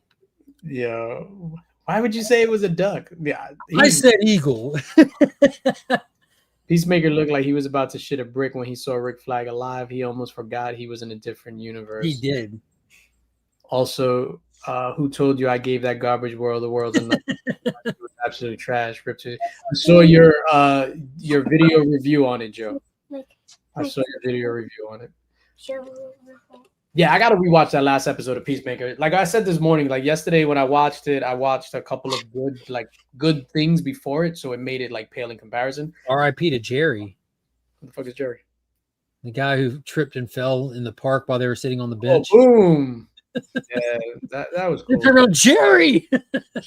That was cool. Yo, so, and I hate to keep bringing up Superman and bashing Superman, right? Because All I right, think, let's talk Peacemaker then. no, but James Gunn, like, and it's not a hate for James Gunn. Like, Peacemaker is phenomenal because that works for those characters. You can't take that same tone and just apply it to Superman. That's why. It don't work the same, bro. When he ran across the building and jumped through the Oh, window, the the cop's like, that's Peacemaker, right? Like, I was just sort of imagining how crappy this world's Peacemaker is, drunk, strung out on pills, disappearing for weeks at a time, and then you got this guy who's just looking for a purpose in life, completely lost, and sees an opportunity to help people, and because ultimately that's who he is, you know, like what we've seen of this DC EU and DCU Peacemakers, not necessarily the one from the comic books, at least not in modern times, you know. And you're kind of seeing like the core of that person coming through this character more and more as time goes. What I thought was really interesting. So this morning, Mark brought up a point about in that alternate universe. Somebody brought it up that there weren't any people of color in that universe, so it was almost like the Taylor Winder called this weeks ago. Yeah, so it was almost like the White Dragon raised Peacemaker and Roy to be like supremacists, and they like cleansed everything in that universe, and everybody is basically deathly afraid of Peacemaker and whatever. What I picked up, it's funny, after you guys said that, then I'm thinking about it when somebody said, yo, but he doesn't have his uniform on. Like, why would he go save anybody? But that's how egotistical that Peacemaker is, where he won't do shit without his Peacemaker stuff on. Like, I'm wearing my shit. So when somebody's just like, yo, but he doesn't have his uniform, like, why is he saving people? I was like, oh, now it makes sense. Now I'm all in, balls deep in Peacemaker. We said it? I root for that guy now. Even though he was kind of like a piece of trash. The new one, yeah. Wait, no, not White Dragon. Oh, shit. Oh, shit. You talking about Peacemaker? Yeah, I'm the same way, dude. In all sincerity, like they made him such a hateable character in the Suicide Squad movie. Like when he killed Rick Flag in that movie, like all the way back in 2020 or 2019 when I watched it, I was shocked that they would kill off Rick Flag. That doesn't make sense to me at all. And Kyle wouldn't even watch Peacemaker season 1 because like she was mad about it. I've told you before, she loves both of the Suicide Squad movies, especially the first one. Like Rick Flag is cool as shit. She refused to watch Peacemaker, and I explained to her then how like they didn't treat his death like a throwaway, and it was like a major deal that's like shifting Peacemaker's entire character. And for him to be back and still a catalyst of the story and to the ever-changing Peacemaker, I think is just so crucial to kind of making him a redeemable character at all. So I'm loving this journey. I'm loving that Flag wasn't a wasted death throwaway character. I'm super excited to see what they potentially do with this one, if this is really how he is, if there's more to him. And I want to see Rick Flag Sr. and Peacemaker have a fist fight so bad. Yo, shout out to Frank Grillo's hair. It's nice. Yeah. Yo, that dude is what, 60? And he got a nice set of hair. Mm-hmm. It comes like this. He got like a Johnny Bravo. Yeah. Yeah. Remy's like, Remy, Peacemaker, you've been holding back. I asked you about it last week. You said I'm saving. Yep. No, I enjoyed it. There's no Doctor Who, but I mean, it's not a show you can watch with the kids. oh no. It's not a show. Yo, Dong, Bush, Full bush. Badong, Badusi. crazy Bush. Yeah, that was Just ask me anything about spiders. episode 2 when they just Started cleaning. throw a giant orgy into the mix there. That was wild. Not that there's anything wrong with that. It was just a little bit too soon. At least let Diddy get sentenced before you start showing orgies. Hey, the bag said waiting for a rainy day, so Peacemaker is such a fun show, bro. See, but if you are a mature individual only. I'm really enjoying it. Gary B says, I'm really enjoying the second season. The extra dimension is too perfect. Some kind of bomb is going to drop. They are dragging the bird blindness joke too far. Gary says they're. I think they used it as like the doorway to bring in Red Saint, whatever his name is, Michael Rooker's character. Eagly now has an arch nemesis, an actual arch nemesis, and the character they introduced in episode 3. StreamYard changed the logo to a hummingbird. I see that. Yeah, that was the worst. yes, floating. Yo, not to transition really quickly off Peacemaker has been dope. Comic books. I just wanted to touch on comic books. What do you guys over the summer like? What is the MVP comic book that you guys have been reading? I mean, there's even if there's like one issue, one standalone issue. Like for me, that shit is super easy. Go ahead. Nah, I don't want to say it because then you guys are gonna be like, look at the We want to make fun for it. You indie hooah. For me, absolute Wonder Woman. I think absolute Batman. Absolute Night Lord went hard, dude. Yes. Bruh. Number 11. For me, that was the best issue of the summer. For sure. News from the Fallout, and this Everything Dead and Dying was really great read for me. I'm gonna pick that up next week because I skipped out on that. Yo, but Absolute Batman, that Bane issue. Woo! Right, you should pick that up, man. It should be. They probably came out with the trade paperback of the first arc. Yes. Yo, that Bane issue is insane, and it's just crazy. The only critique I had, and when Burke was talking about it, yeah. Stop. That's the new issue, right? 12. Yeah. Next week's issue. Yeah. I can't read it on digital though. I can't wait. Beneath the Trees, Rites of Spring is tickling my pickle right now. Yo, shout out to DVH's pickle being tickled. I agree with him wholeheartedly, especially when they introduce like the internet and then this chick is posting on a message board. I forgot her name. Sam. That's a good one. Yo, but I just read that first series. I didn't think it was that bad. It was good, right? Yeah. Yeah, it was. It felt like Dexter to me. It was Dexter in the busy city or whatever that shit is called with the animals. But there was this one that I want to pick up because it had the corduroy homage that I wanted to pick up. It was like the 1 in 50, I think it was. Oh, the bear with the green Red background? Yeah. Shout out to corduroy. Story as a kid.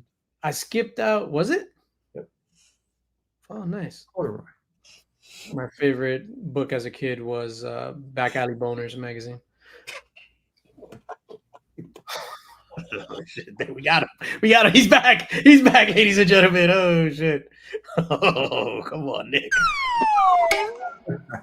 Hey, slide whistle. Oh shit. Beneath the Trees is dope. The sound effects really make a difference for the show. Sound effects. Oh, before we get into the Link Sparks giveaway and all that stuff, let's just do some more housekeeping that I forgot to mention. Some shameless promotion.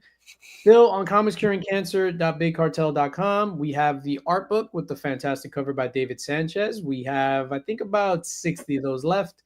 We have a large number of the Crow's Dead Time. That's the one in the middle. And then new to the website that we just dropped on, we had pre-orders, but then we dropped on the website. And Mark, you could also reach out to Mark for copies as well. We have our Pale Crow exclusive with a phenomenal cover done by Christopher Lockwood, who did the Silver Surfer book in for C3 as well, the Silver Surfer cover. So we got all those available on bigcartel.com. And also, if you want the Hail Crow, hit up Mark to get those as well. Some other housekeeping items.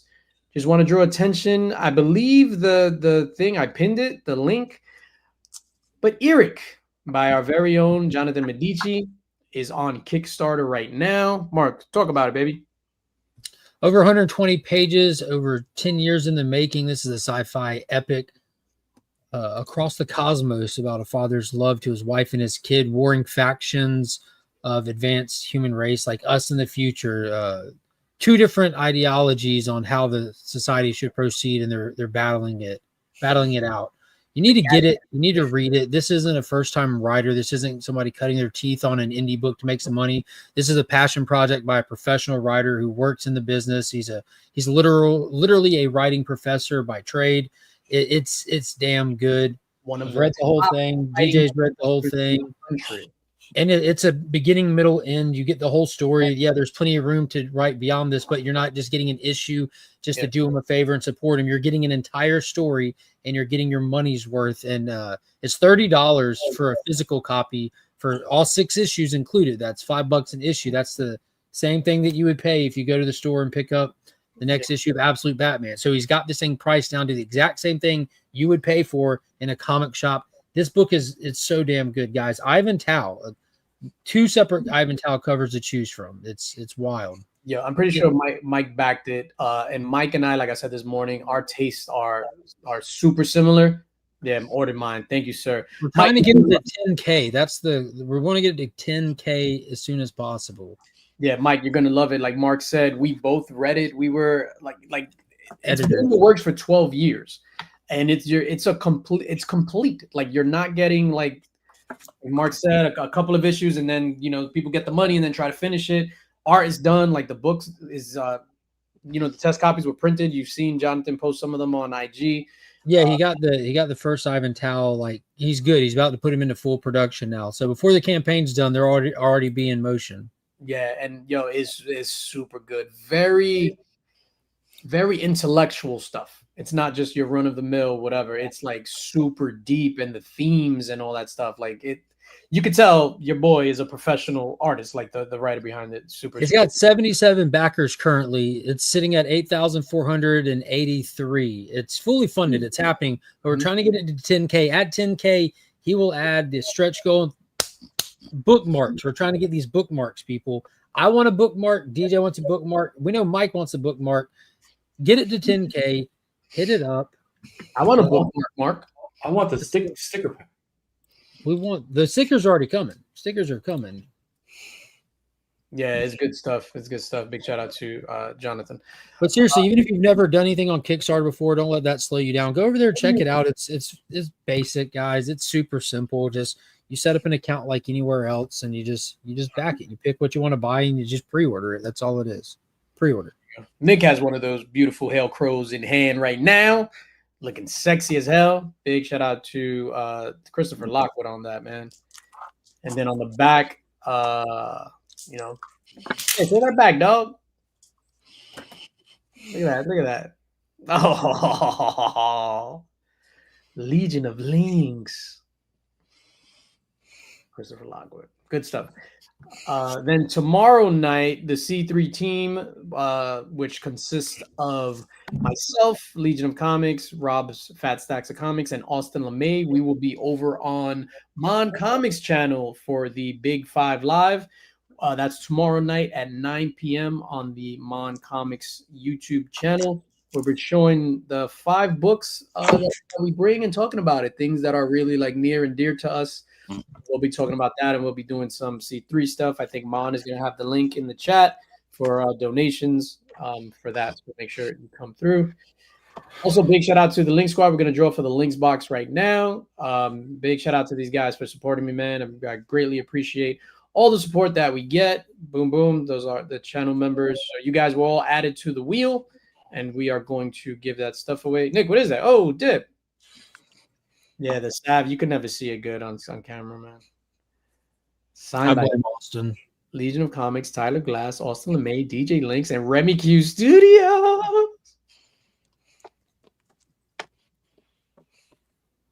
Oh, snap. Jeez. Yeah, gotta give me one of those. What is that? The second remark? It's definitely not the first.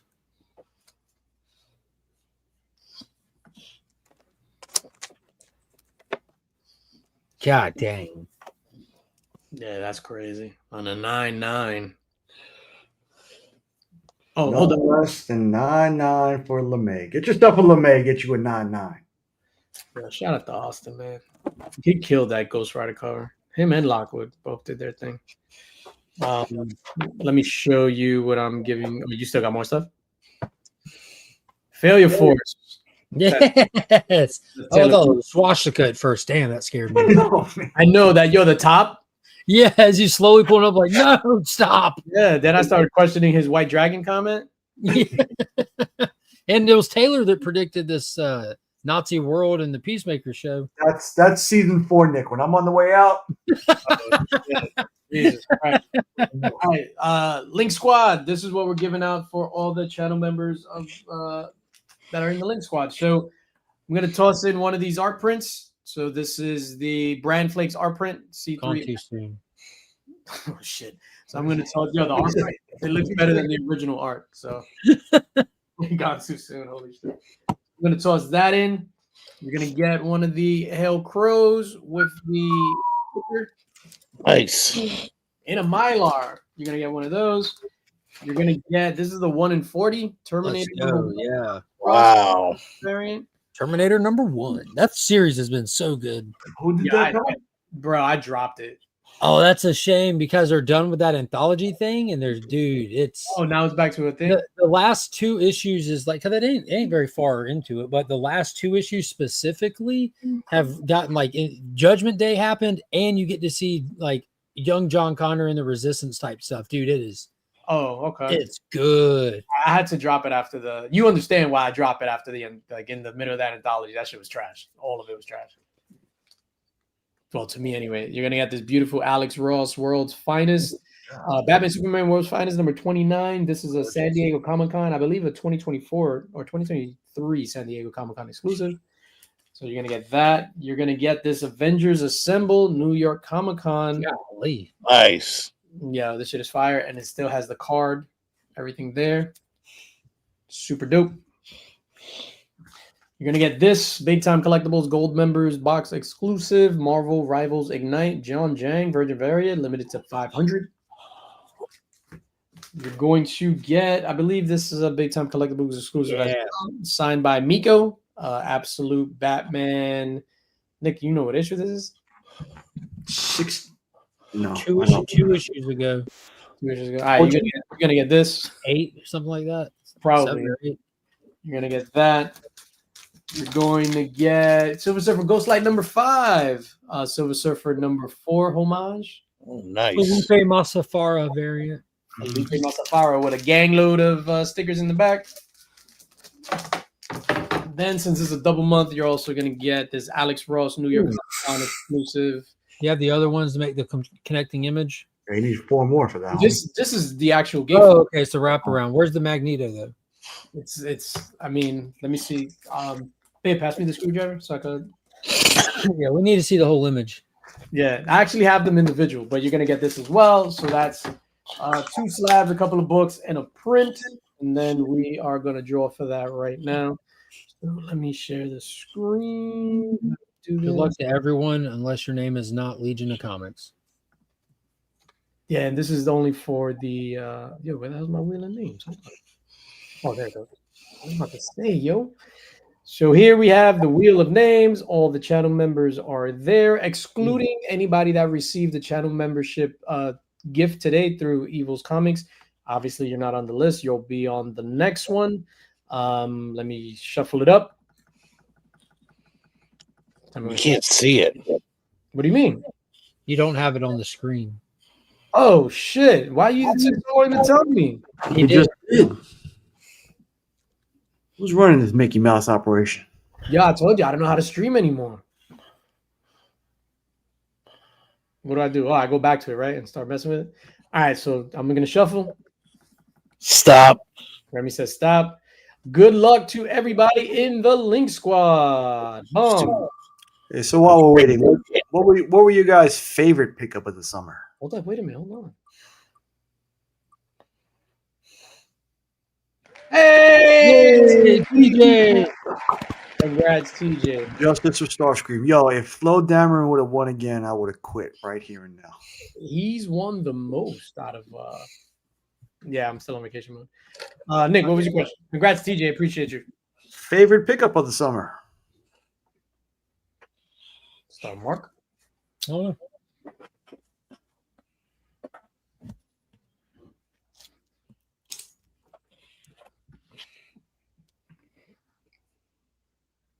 Golden Age first appearance of Turok. Woo-hoo. That's a good one. That's a good one. That story is crazy. Did you get a chance to read that yet, Remy? I'm reading it right now. Technically not a pickup, but Let me be I'll allow it. Yeah, you gotta let me allow it. This was my pickup of the summer. It was actually a gift. If you haven't seen the video, your boy DJ Lynx is gonna be a grandfather, yo. You old bastard. Yo, that shit is crazy. And Grandpa Chavez. when I found out the news, Grandpa Chavez. When I found out the news, I told my best friend. Shout out to Jose. That's like he's not best friend is whatever. That dude is my brother. Like you know whatever. Told him, and then I called you guys. I told you guys, and that's how much you guys mean to me. Proud day for us all, indeed. Yeah. When you guys called, I was just like, holy shit. Yeah, no, it's like, and it's funny, right? Because like that was the day we found out. I was super happy, whatever. And then the next day we went to Puerto Rico. So then we're there. We go out to dinner. So we're in dinner like on the beach and stuff like that. That's when it hit me. And I was just like, yo, we're gonna, waterworks, dude. Like I couldn't control it. Like legit, I couldn't control it. And that shit was crazy. What about you, Nick? What was your I'm soft. That's a monumental day. Yeah. Anybody's lifetime. I don't have it. I don't have it to show. Pick it up tomorrow. What is it? Oh, you can't show that thing. If you can show that thing. I thought he was going to say he finally picked up that broken statue finger from behind the shelf. He's really No. I have them. I got to find the right glue to put everything back together. Yo, what's that Deadpool? I don't think you've ever shown that. That's the sideshow from like 4 years ago. Oh no! Don't pick it up. Don't move it. Look, no touch. It's now broke pool.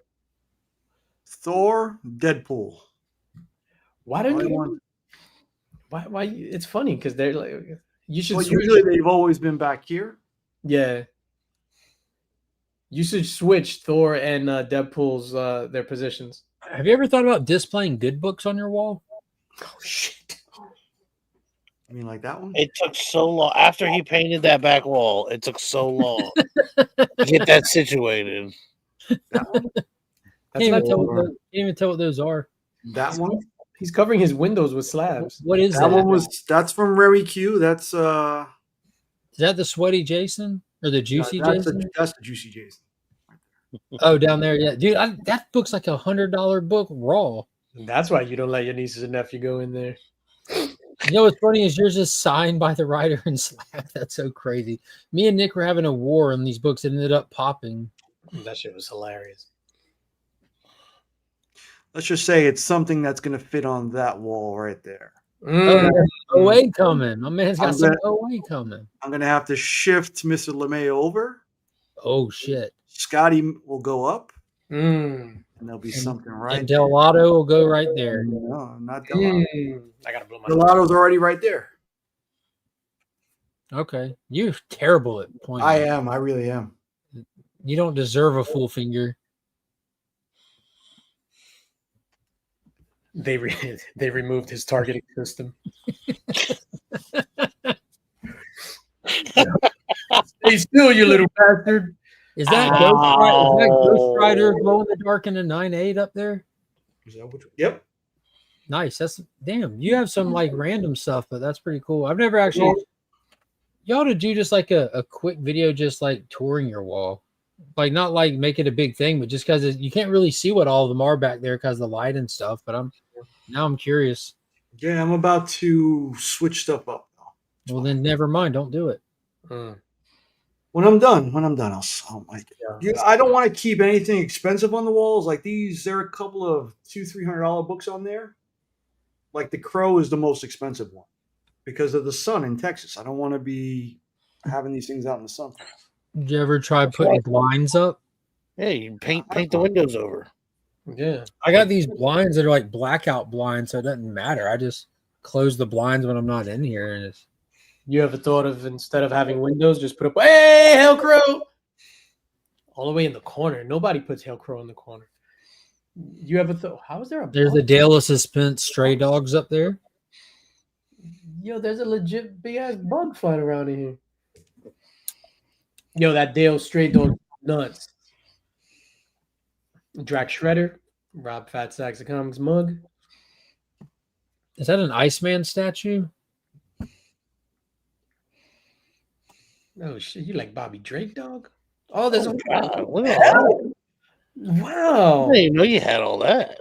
Yeah, Nick.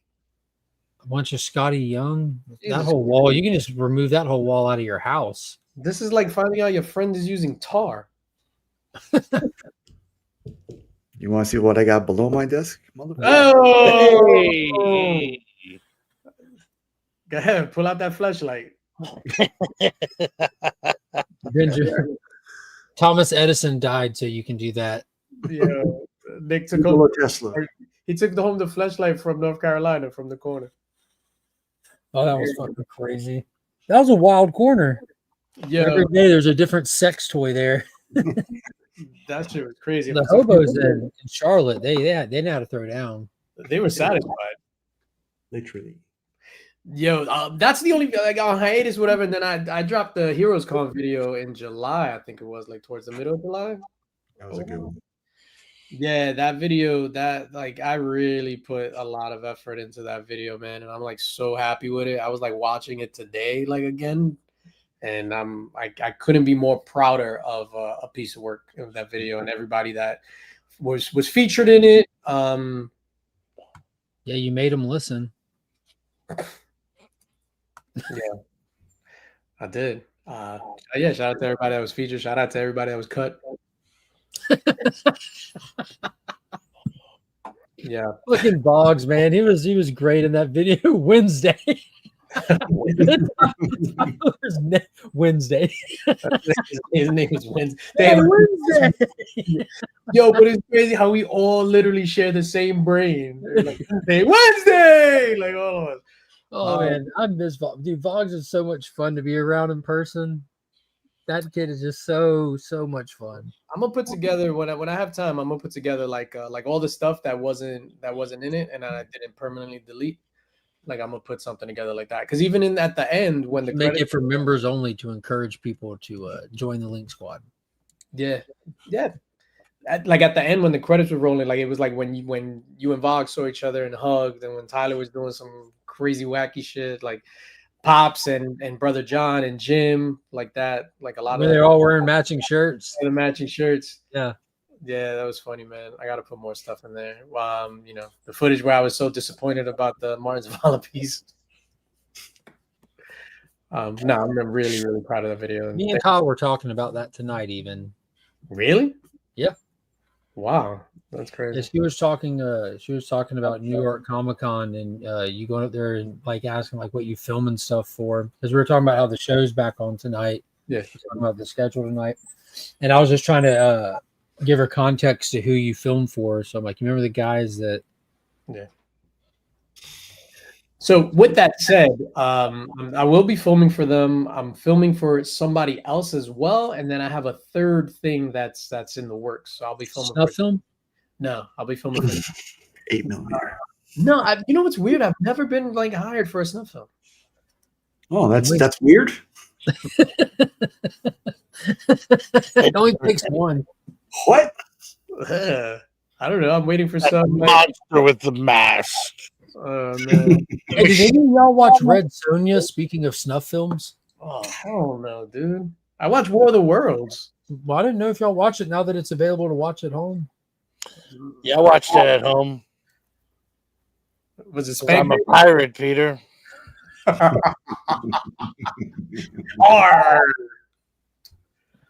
Was it good, Rev? Did you like it? I know Mark enjoyed it.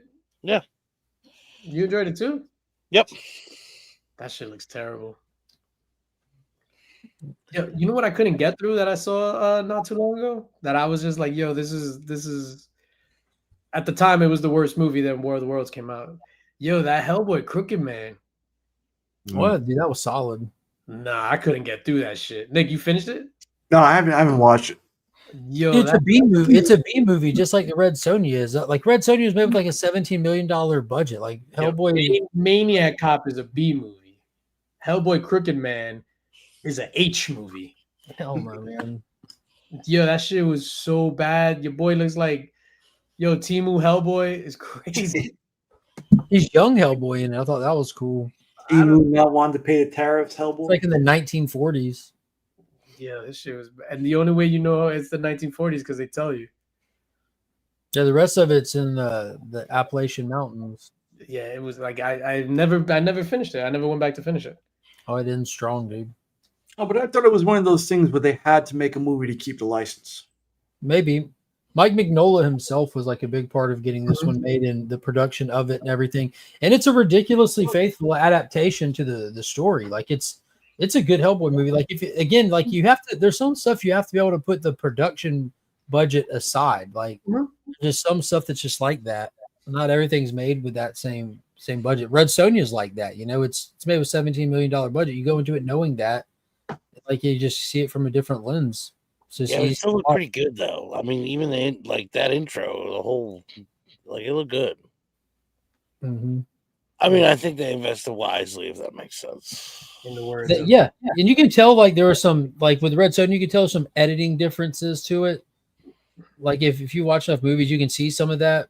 But again, like it doesn't hurt like the movie itself. Hey, George from the 757 Hustle Show. The new Toxic Avenger was enjoyable. Dr. Von Hoot said it was like the best movie of the year for him. It was up there. I want to see it. I definitely want to see it. It was all right for Hellboy, 8 out of 10. Better than David. I disagree. David Harbour's Hellboy was enjoyable for a piece of shit. That was a Rob Marshall film. Even better. Who's Rob Marshall? The Descent, you know where those girls go cave diving? In the cave. Yeah. That was good. Dog Soldiers. That was good too. Yeah, Rob Marshall makes like, and they're always like really edgy, like pretty gritty, gory movies. Now think back to Hellboy, like when all those like those demons and old gods come out of the ground at the end, and they're like that one's walking and it's like stabbing people as it's walking with its legs, and that one is picking people up and skinning them on the edge of his blade. Very, very Rob Marshall stuff, you know. Yeah, no, I thought it was actually. I haven't watched the Hellboy movie that I don't like, even the animated ones. Like they're good, faithful adaptations. And that they adapted the Wild Hunt story into the David Harbour one where they go hunting the Cyclops and giants and stuff. That was amazing watching him fight those giants and picking up that sword that's way too big for him and stuff. Yeah. Oh, that was dope, dude. When he picked up that big ass sword. Dr. Says, I freaking love Toxie, but if the comedy doesn't land for you, you hate it. Like this is a true, like what I've read is a true old school like trauma, like a homage to trauma. So I'm gonna love this because of the I know what the type of comedy that's going in it. I'm not like trying to go see Superman and all of a sudden I'm hit with a big battle going on. It's like, this is some great Coco. What was up with him like not helping those people, man? That was dumb. When the fifth dimensional imp was out there? Yeah, Superman. Because I don't think it was doing anything at all to harm. I don't think it was affecting the city, if that makes sense. No, I totally get it. And even with the kaiju, with the thing, all this stuff is going on. The Bravia, whatever, the Brafa, the Bratwurst, whatever the name of the suit is. Yo, everybody's just standing around watching. Oh, look, another battle. Oh. What would you do? Oh, no. I would react the same way I did on 9/11, dog. I would be like, yo, instead of playing some kaiju, I'm out. Even in Man of Steel, like people were saying there's nothing they could do. They could just stand and watch. You don't even know which way to run. In Man of Steel, you get that sense, like, where do I even go? Oh, Man of Steel. Like, there's nowhere to go. Man of Steel is so good. Yes, it is. Yeah. That's one of the best opening sequences to any movie I've ever seen as well. Bro. It's so good. The Krypton stuff, Nick's over there thinking. The whole Krypton thing. No, I'm just wondering why he's using that voice. Because it was so good. Perfect. Make me feel good. Oh, shit. Yeah, shout out to Halle Berry's tits.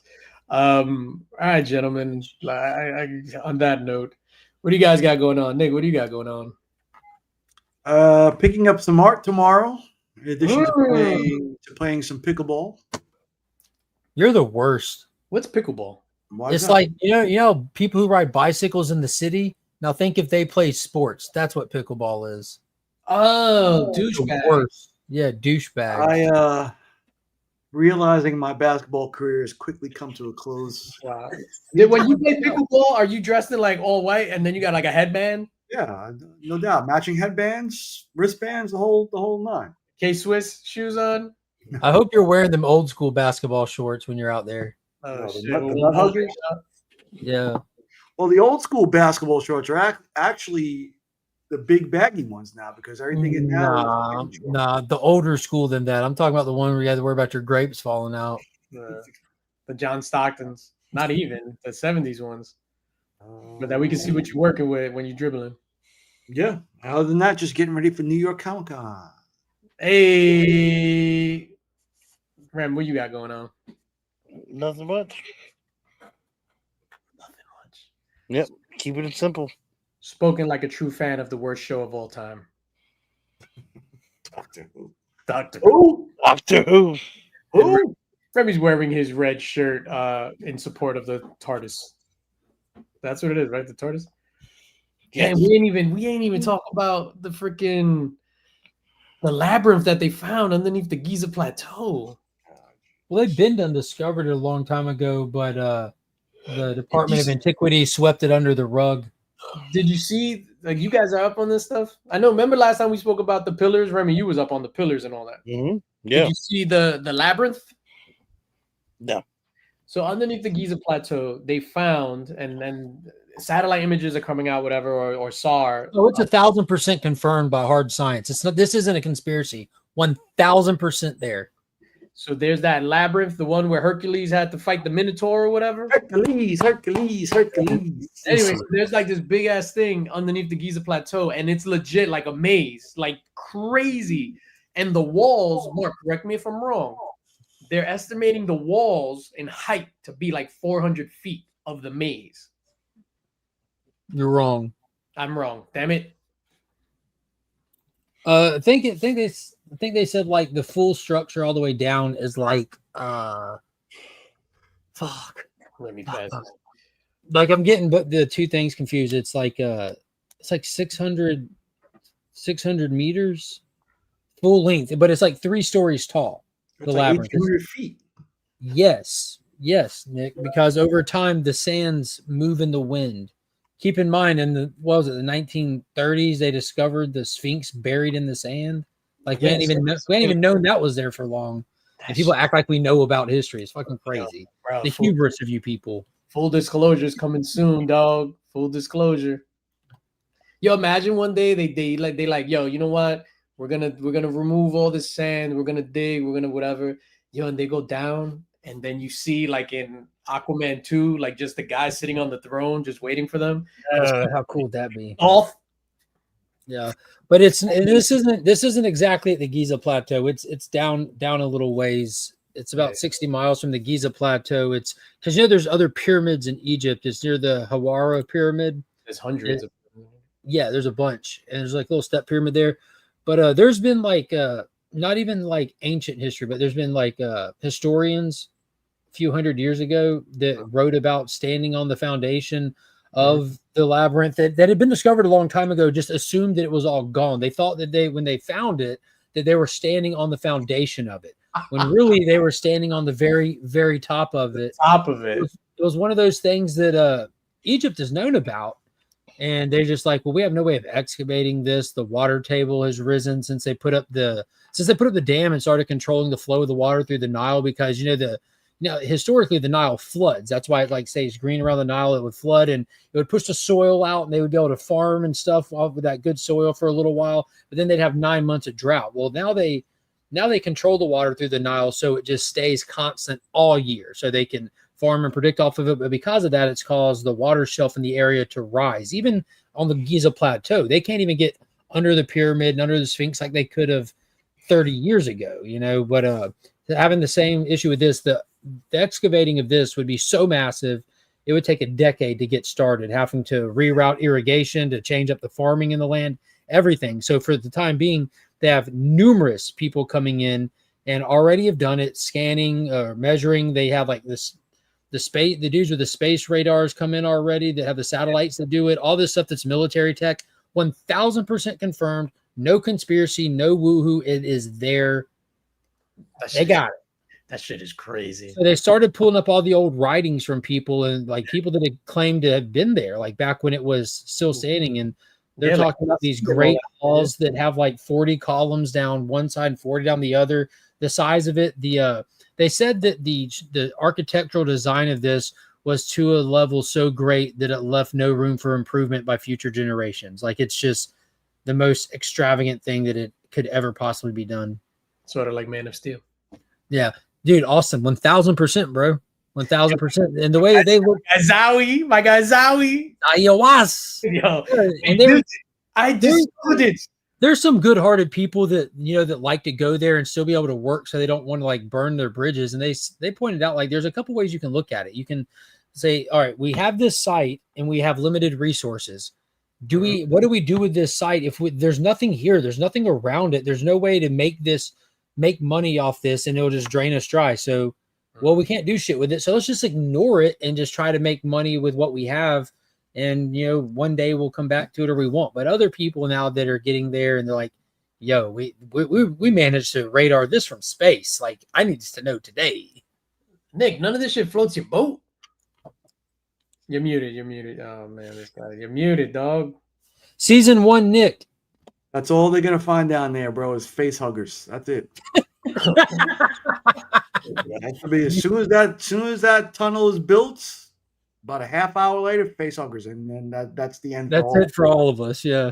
No, but what if like that shit is just like that'll be like our civilization's monolith? Like we were destined to go down there and find it, and then once we found it, like a whole world of possibilities will be open. There's like now interdimensional travel, portals, this, that. Like you find everything now. All it takes is one Stargate to change everything. That's when the other civilization comes and wipe us out for the reset. It's on the way. It should be here in November. 3i Atlas. That's it. Either that, or we're just getting plugged in for the simulation again. Hey, you about to get plugged in. Yeah, I clicked on this Neil deGrasse Tyson. God, I used to love this guy. He's such same. I can't. He's a fucking tool, dude. He's the literal worst anymore. So I saw like it was like 11 minutes long, and it hit my feed, and it was talking about Atlas. And he's like, "Is it aliens? Is it natural?" And that was, I'm like, okay, let's see what Neil has to say about it. I click on it, and it's 11 minutes of him bitching about people saying, "I don't know." So aliens. I'm like, Well, what do you think it is? Like, because like people are now able to like spectrometer or whatever on it, and they're looking at all the stuff coming off of it, and it's not registering like any comets do or any asteroids do. So it's in a composition of something we've never seen before. Not saying it's not natural, but it's still something that we have not seen before when we track comets all the time. Yeah, And, but because it's literally the third thing to come like outside of our solar system. So it's traveling from another universe. Now, does that same universe operate under our universe's laws? So if it's a comet coming from a different universe, why should it you're saying universe, you mean galaxy? Galaxy, whatever. Why should it operate under this galaxy's laws? Or even so, galaxy should operate under the same laws. I mean, you have to get to different universes to have different laws of physics. That's what universe is encompassing everything known theoretically, everything known. Period. Everything that is inside of our universe. Okay. To leave that, you'd be doing like dimensional travel type stuff. Gotcha. All right. So like, yeah, you're talking about into the Spider-Verse stuff would be changing universes. All of the flat planets. It was just this world at one time. It was just this world, and the stars were just little dots in the firmament. And then they found out there was other planets, and they found out that there's a solar system. Then they found out that our solar system is in the Milky Way galaxy, and then they found out that there's all these galaxies in the universe. So why would anyone with any common sense think, okay, well, it just stops right there? No, obviously, the next thing is just multiple universes, multiverse. Like it's just. Why? Oh, we're just gonna plant our flag right there, just cause. I'm still waiting for somebody to take a picture from space where we can see the big turtle with the Earth on his back. Yeah, the turtle's all the way down, bro. Yeah, mad turtles, just like like the turtle from the Never-Ending Story and shit. I once met the president of the universe at a costume party in London. Shout out to Austin May. I don't know. Find a mummified Anunnaki. Mm-hmm. All right, dogs. It's getting late, man. It's just getting good. I know. Yo, Rem, none of this shit floats your boat? All this universe talk? No, I'm with you 100%. Shit, I'm gonna go take some shrooms, dog, and we're gonna try to see what's popping. Yo, my cousin, Madeline's cousin the other day, we were talking, and he's like one of those you take different things and like it opens up your mind and your third eye and this and that. And he was just like that one day, and his friend was there. He was just like, yo, I remember that. So that they smoked something, and that he was like, yo, I went to another dimension. Like legit. I'm not even lying. I remember everything. Somebody was there talking to me, this and that. And like he was there, like he felt like he was there for like a couple of days.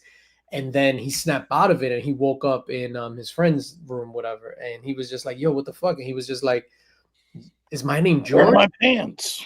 Yeah, no, he was just like, is my name like George? I bet he smoked salvia. I think he took some shrooms or whatever. I took them off while you're sleeping in the bathtub. I washed them, dried them. Dried them. Yeah, so he was like that, and then he was like, because in the other thing he wasn't married to his wife. So in this one, he was just like, yo, am I still married to blah blah blah? And they're like, yeah. He was like, fuck, how do I go back? Legit. Anyway, Mark, what do you got coming up? Going on tomorrow night is at week's end. Sunday night is at week's end. Legion Loot giveaway.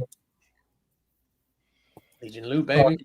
Full spoilers on Alien, Earth, Peacemaker, theories, new comic releases, stuff like that. Nice. And ladies and gentlemen, don't forget tomorrow night, myself, Mark, Rob's Fat Stacks of Comics, and our very own Austin LeMay, who's in the chat, that handsome devil, will be over on Mon Comics Big 5 Live, where we'll be showing 5 of our books from our collection with stories, whatever. Mark, what are you taking? Like, what approach are you taking? Like, I didn't even know we were supposed to be doing that. So you just said it just then. Yeah, you got to bring 5 books. So do you go like sentimental? Do you go like, I know. Do you go? I go arm's reach, bro.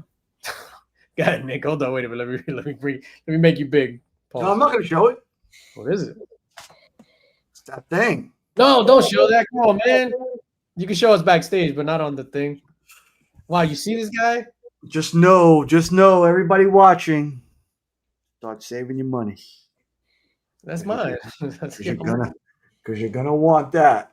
I'm winning that, dog. That's mine. Like that's not even a question. Yeah, I'm going arm's reach. I'll just find something fun in arm's reach, man. Oh, okay. Yeah, all my shit is like pretty much an arms reach too.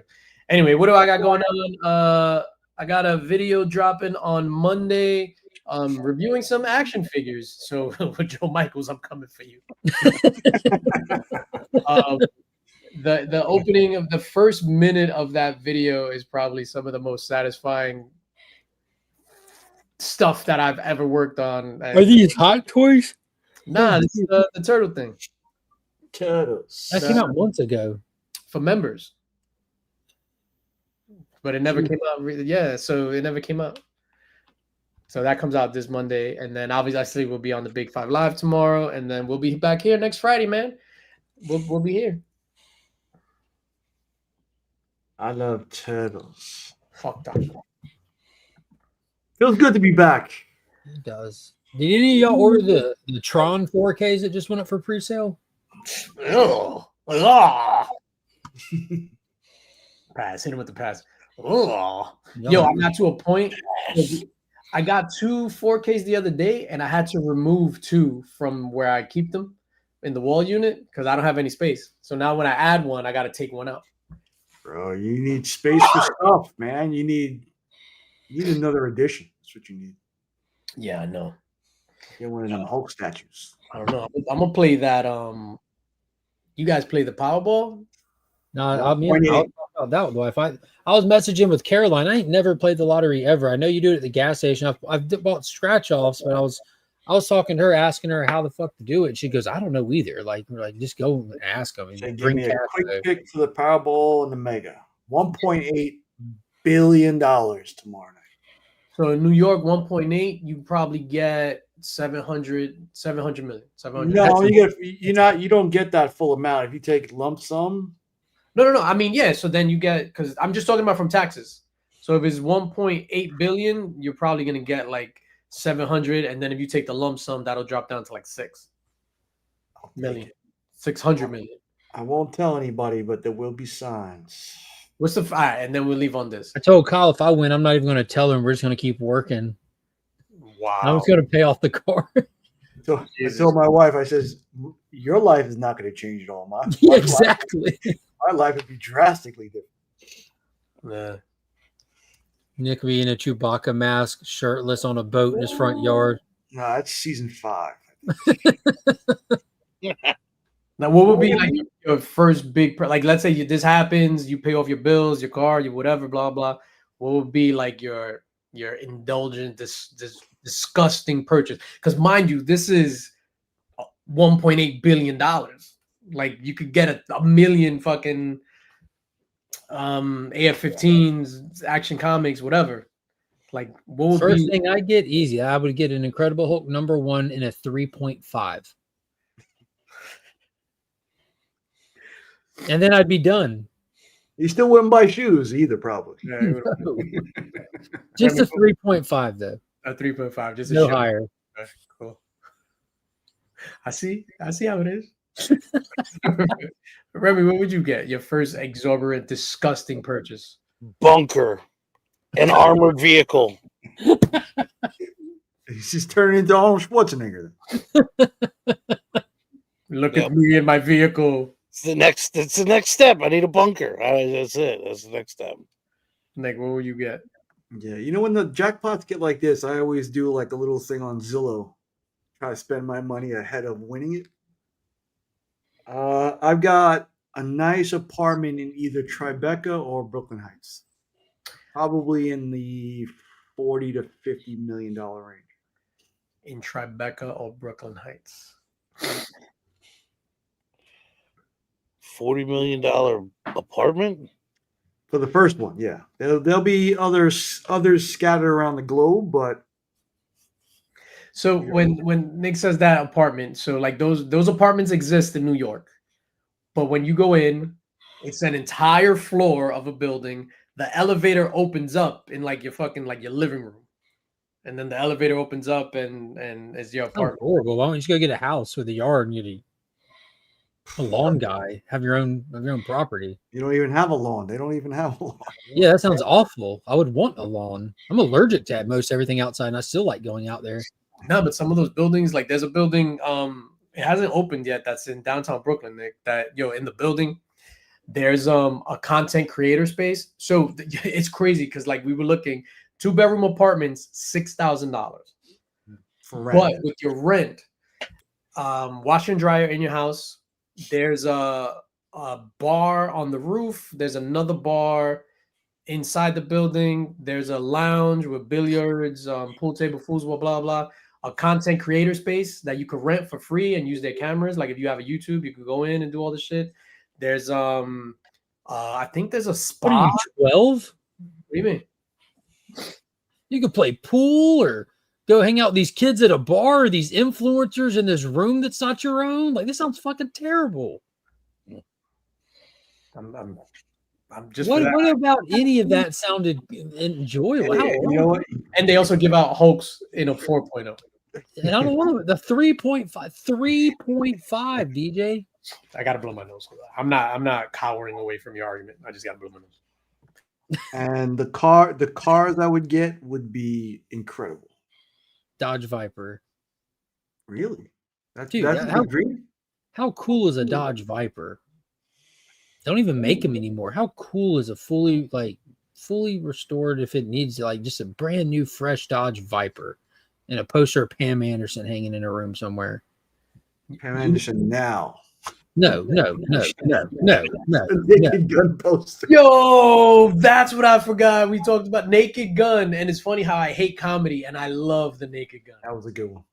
Bro, that shit had me dying. When he said the R word, and he was like, "Oh, we can say it again." That shit had me dying. Bro, like that word has been back Yeah, shout out big to time. Like everyone on every stream or like everyone's saying it like unapologetically. Yo, you know what I would do, and this is not because I like cars and like apartments. For me, that's not like a gratuitous like thing. But streamer space is. Yeah. No, what I would do, I would try to finance an album, and like with producers and like. You wouldn't just get the Maniac copyrights? No, but that's not gratuitous. That's just like I'm about to get that shit tomorrow. By that Wu-Tang album. No, not even. But I would literally finance an album and pay like these like legit like an album that I would want with rappers together. That whatever. That would be my whatchamacallit. Like $10 million for a rap album only I would be able to listen to. I legit, in all sincerity, I would just be hyper scared shitless that like I would be nervous as fuck. My only goal would be to not have to work again. Like legit. 100%. It wouldn't take nothing to get like my mom or like no one in my family is like needing for anything, so it'd be easy to get everyone comfortable. But to make sure that Remy's about to fall out, making sure that I didn't have to work again, like that would be my number one goal. Because you hear all the stories of people fucking up the money so easy. It's so easy to fuck up money. But I would just make sure that I'm not going to work again or have to work again. It's not that I wouldn't work, but it wouldn't have to work. And you also got to make your money work for you, right? So that's what I'm saying. That'd be goal number one. Yeah, so you have to do all these investments and all that stuff and get to a place where like you would the new Naked Gun was really fun to watch. 8 out of 10. Break up the money and go see like 3 different go hire 3 separate financial advisors with 3 different pots of money. Hell, Mark would see all the movies in a year and then be broke. Go watch Avatar 3 like 10 times instead of just 3. Like I wouldn't even go claim the money myself. I would try to get a trust and be like this and that and have like them collect it on your behalf instead of like showing up with a fucking lucha mask or something. I'd show up with a bag, fill it up, bitch. And I have pops with me. I'm in Georgia. We be packing.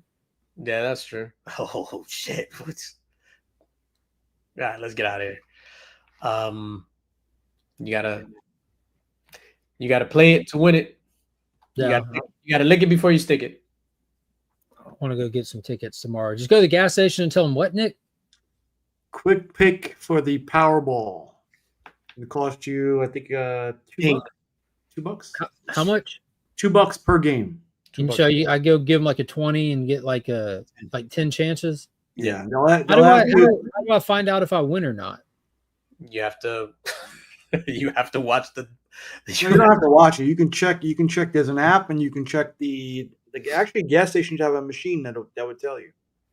Yo, Nick, you from I'd be nervous to go check it in the gas station. What if you win? You'd be standing in a gas station.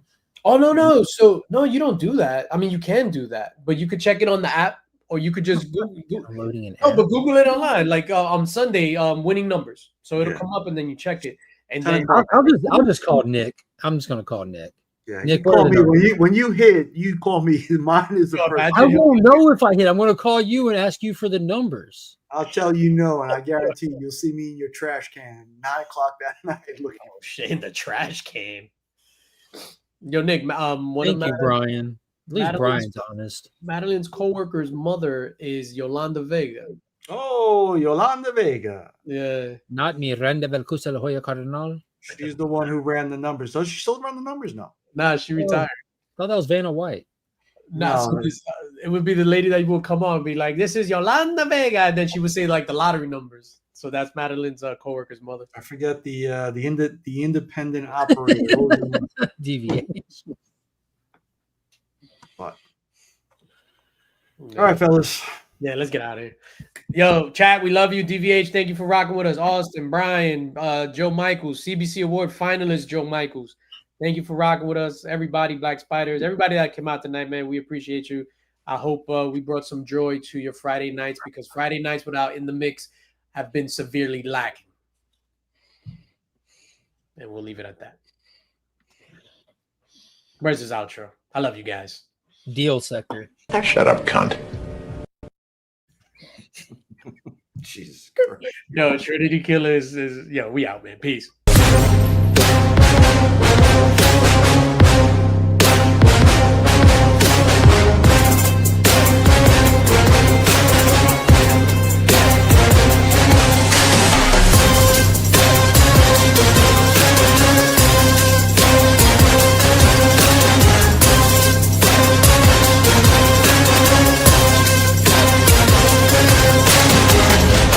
The infamous Illuminati.